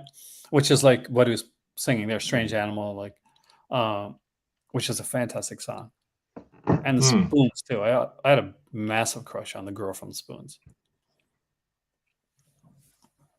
But I remember because in the concert the Spoons played, and then the lights went down, right?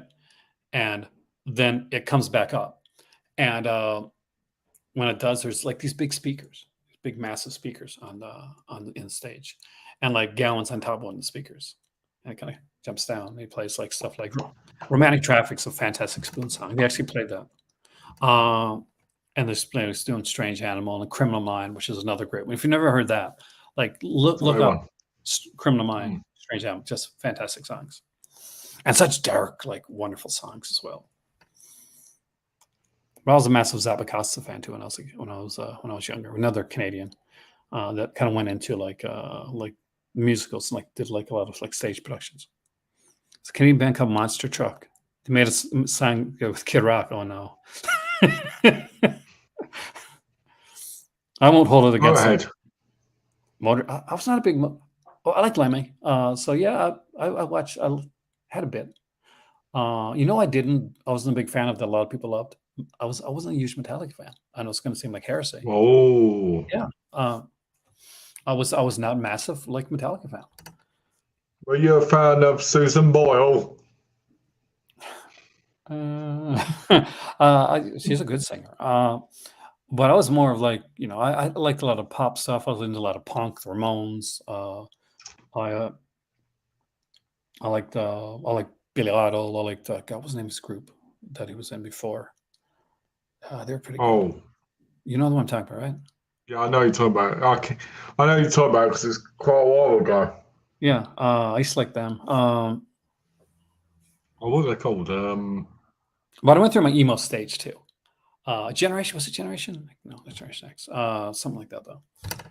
Generation X. Generation This is X. Generation X. Thank you. Yep. That is my generation, by the way. I am Generation X. Oh, think of it like. What's this? I or a whiny, not angry band, half angry, like 1982 Stone Temple Pilots, and grunge like STP, and Alice in Chains. So I was I never big love on grunge. my kids were not my kids, not, but my sisters were really big on grunge. Because they grew up in that time period. I wasn't massive on grunge. I liked some of the early Nirvana and stuff like that. That's your problem, Genie, listening to hair metal and not heavy metal.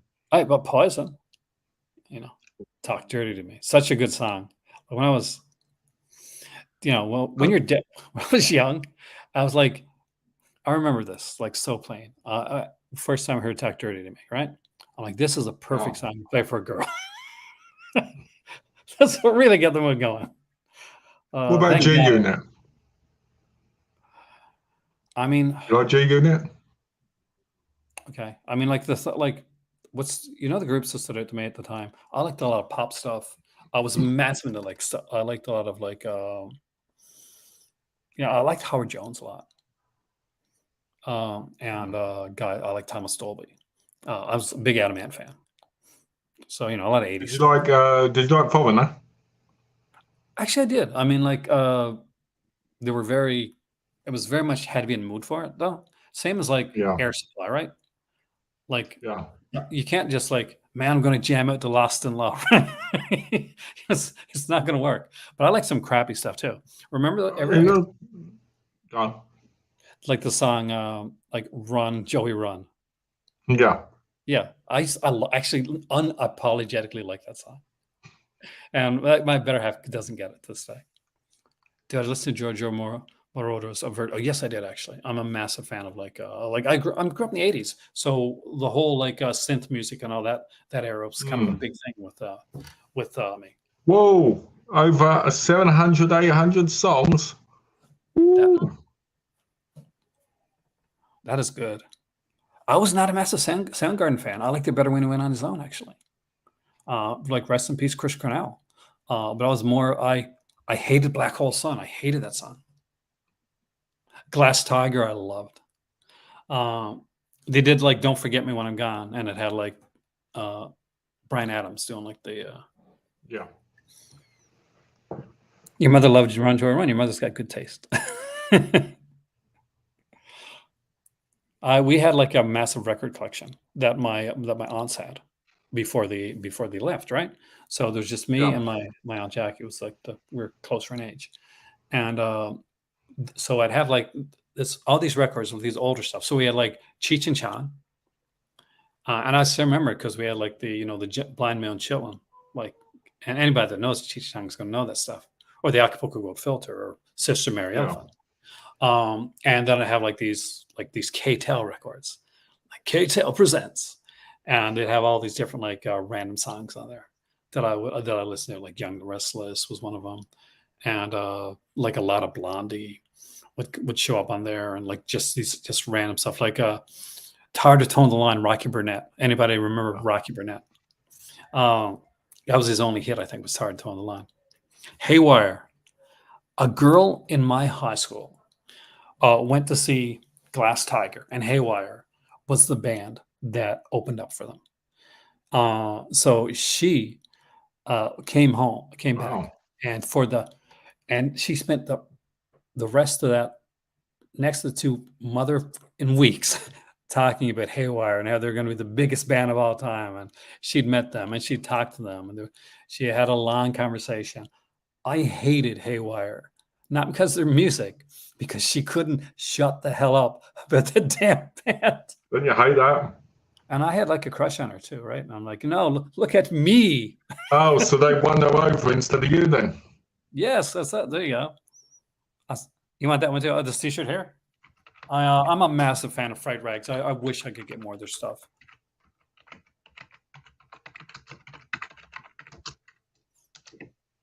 I do have like a Silent Night, Dead Night 1 shirt. It's kind of like the ad one, the one with the advertisement.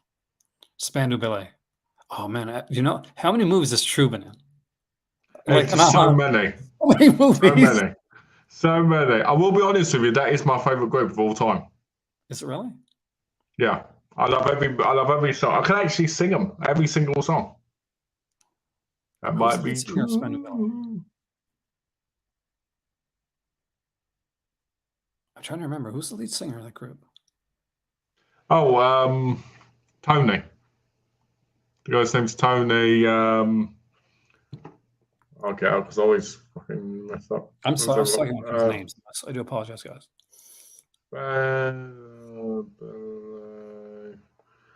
His name is, so I don't mess it up, Tony Hadley. Tony, okay. And it has Gary Kemp, Martin Kemp, John Keeble, Steve Norman, and Ross William Wild, even though, Martin Kemp, EastEnders, right? yep, and Martin Kemp was Steve Owen. Yeah, he was the bad guy. Yep. And his Got the brother explosive. Gary Kemp and him were in the Craze film. Yeah, actually, I like that film actually a lot. Yeah, Spandau Ballet, greatest group of all time. Pet Shop Boys, It's a Sin. I love that song. Honeymoon Suite. I love Honeymoon Suite. The Canadian band again, guys. They were kind of like the Honeymoon Suite was kind of like Duran Duran and like kind of in style for those that like don't know the band. Hmm. Eurythmics. Oh yeah, I was a massive Eurythmics fan. I'm a massive Weird Al Yankovic fan, but more a fan of his original songs. That's again another kind of same I like Weird Al Yankovic, but I like his originals, you know. But I actually do. I like Melanie a lot, and One More Minute. Do you remember that one? You know, like I'd rather Yeah. have 100 million paper cuts on my face Yeah. than spend 1 more minute with you.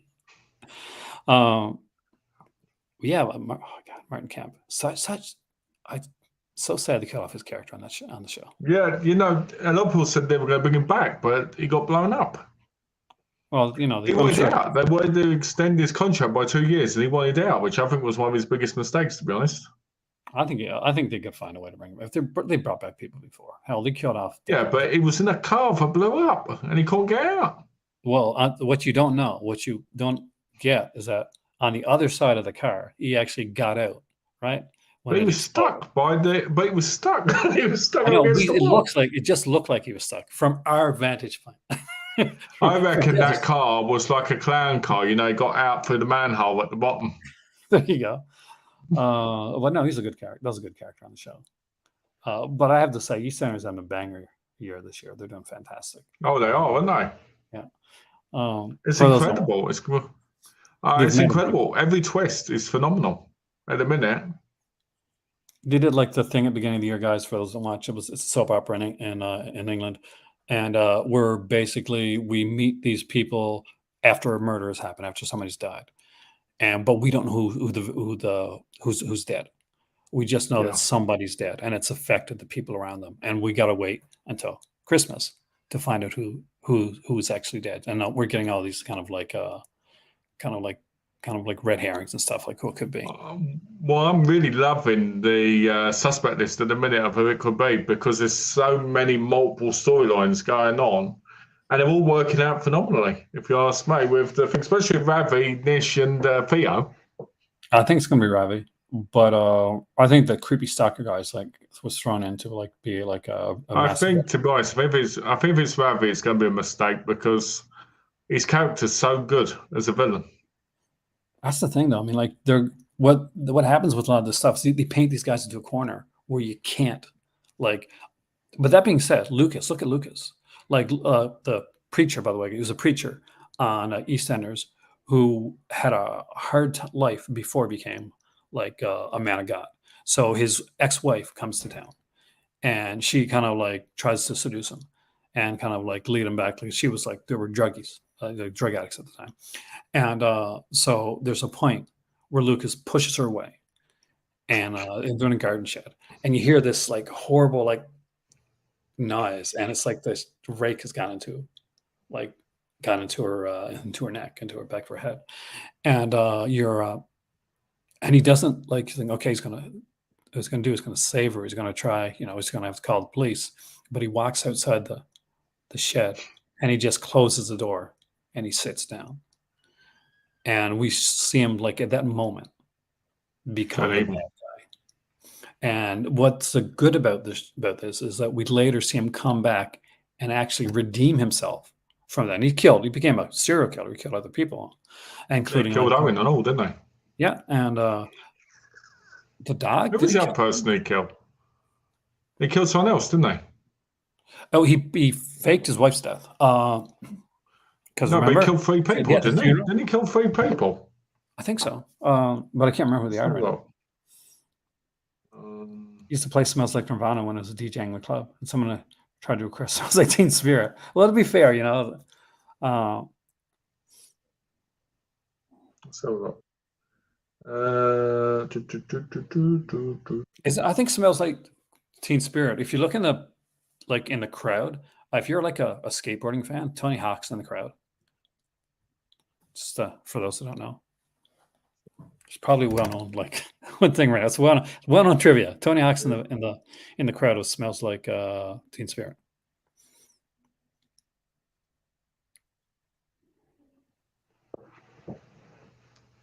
I'm going to be saying the lead song for Lethal Weapon. I did not know that, actually. I don't think I knew that. Or if I did, I don't remember it. Okay, let's have a look here. So he killed. What does it say? Yeah. I swear he killed people. Oh, he murdered a prostitute called Gemma Charleston. That was the other one. I like Gemma. He killed her in it. So that was the third one. That's why it was unmemorable, because it was like, oh, okay. He sacrificed himself in the end. For his daughter, right? To save his daughter. Well, I've got to say, the new looking daughter is a lot better looking than the old one. I've got to be honest, if she turned up in my house, whoa, yeah. Here's a quick thing then, real quickly. What's your favorite EastEnders story?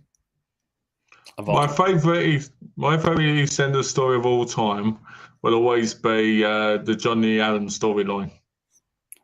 And I'll tell you why. Because I love the bit with Peggy where he goes to visit her when she takes his daughter, and he slams her hand in the door, and he sings 1, 2, 3, 4, 5. Once I caught a fish, and he says, "I want her back, Peggy. If not," and he goes on about he chopped off a prostitute's fingers. But she won't tell it. But she won't tell her about it. I just loved it. I just loved how evil he was. He was great. He was such a great villain. I believe between 2003 and 2005 was the best time in EastEnders when it came to the gangster stuff. In recent time, now you don't get any of that. And when you do, it's so like, oh yeah, you threatened me, I'm leaving now. And you're like, that doesn't happen in real life. Oh, they totally I feel like they've neutered Phil Mitchell's character. Totally. That's what I mean, completely. I mean, people try and blackmail him all the time, and it's like, well, why hasn't he gotten beaten up? Yeah, like Keanu would not get away with this crap. I'm sorry. No, exactly. Keanu would have been disappeared. Yeah. I remember ridiculous. Was it during the Johnny Allen story they brought the guy into the woods? And yeah, that was him. Because they brought Phil when. Oh, you're talking about the Dalton thing. He brought them Dennis, right? He brought them to the woods. Because Dennis Whitman took Dalton into the woods, shot him. That's how he found about them. But I don't know if you mean when the Mitchells went after Johnny Allen and they were taken into the woods. And they were taken by Danny and yeah. Because he's like, you're gonna watch your brother, basically, type thing, and you hear the gunshot. That's it, yeah. Which was such. That was good. It was good. It just sucks that Johnny Allen had a heart attack in prison. The guy who plays Johnny Allen, Billy Murray, now he's 85 years old. It's freaky when you think about it, because that was back in that that period. That's why I think they got to bring back bring back Martin. He survived that explosion. He only exploded a little bit. I keep waiting for him to bring Craig Fairbrass back as Dan Sullivan. You think they would? Well, he left, didn't he? But to be fair, he looks like a completely different guy now. That's the thing. Like, You know. but that's why like recasting sometimes can work. Like, it's got to be careful when it comes to recasting stuff like that. But there you guys. With that being said, with us getting on a soap opera rant of all things, I want to thank you guys for joining us here today for a video that started out about Vinegar Syndrome and went into like animation, Joan Crawford, Betty Davis, famous music bands and not so famous music bands. Look out for the Warner Archives releases that are coming out soon, the Criterion releases that are coming out in December. We will be here, by the way, doing the pre-show on Thursday with lots of caffeine in us and sleeping in the day on this channel to talk about Vinegar Syndrome. Vinegar Syndrome, by the way, are a dearly departed relatives, which was really actually was a very nice part of the conversation, to be honest with you. Vinegar Syndrome are announcing their big pre-orders coming up. It's a 10-movie box set and like the Prophecy films in 4K, a whole bunch of stuff. So Thursday night, 12:01, which is like 5 a.m. our time. So we're going to do like a 2-hour pre-show before that, and then we're going over to Patreon and for the announcements themselves, and then we'll see like if anything tempts Malcolm, because he's already a subscriber. So he's only thing he's got to get is the VSAs and the VSU type thing. I'm wondering if they're going to drop another comic set. Ooh, yeah, that might be interesting to see if that comes out. Yeah, the Christopher Walken. The first 3 ones with him in it. So that not the complete collection, which should be. Really? Because it's like certain like, do you really need them all? That's the reason. Completionist, you do. Yeah, I do. But like if I'm like going out there and somebody buys the Hellraiser 1-4 set, right? On the 4K set, and they're like, should I buy the other Hellraiser ones? I'm like, yeah, not really. If you're at like a dollar store, that's there. This is if you're gonna do that, we need to you get a Hellraiser 1, 2, 3, and 4, and Revelations, and Judgment. That's the complete works. You just get Paramount owns Prophecy films now. Well, that makes sense, and that explains why they're releasing it on 4K. Yeah, and because Paramount did a deal with Vinegar Syndrome. So what's this? I just got an email from Severin. What did you really? I gotta check. See if these didn't send me to. Oh no, it's just 10 the releases of October we've gone over. I was going to say Bloodlust and Butcher. There you go. The ones that I like that you and Dad don't like. The Kent Jackson. Oh yeah. Oh, bitter about that. Bitter about. You're bitter about that, I say. I have a good Hellraiser Bloodlines T-shirt. I'll say that. Ooh, you like? I can't.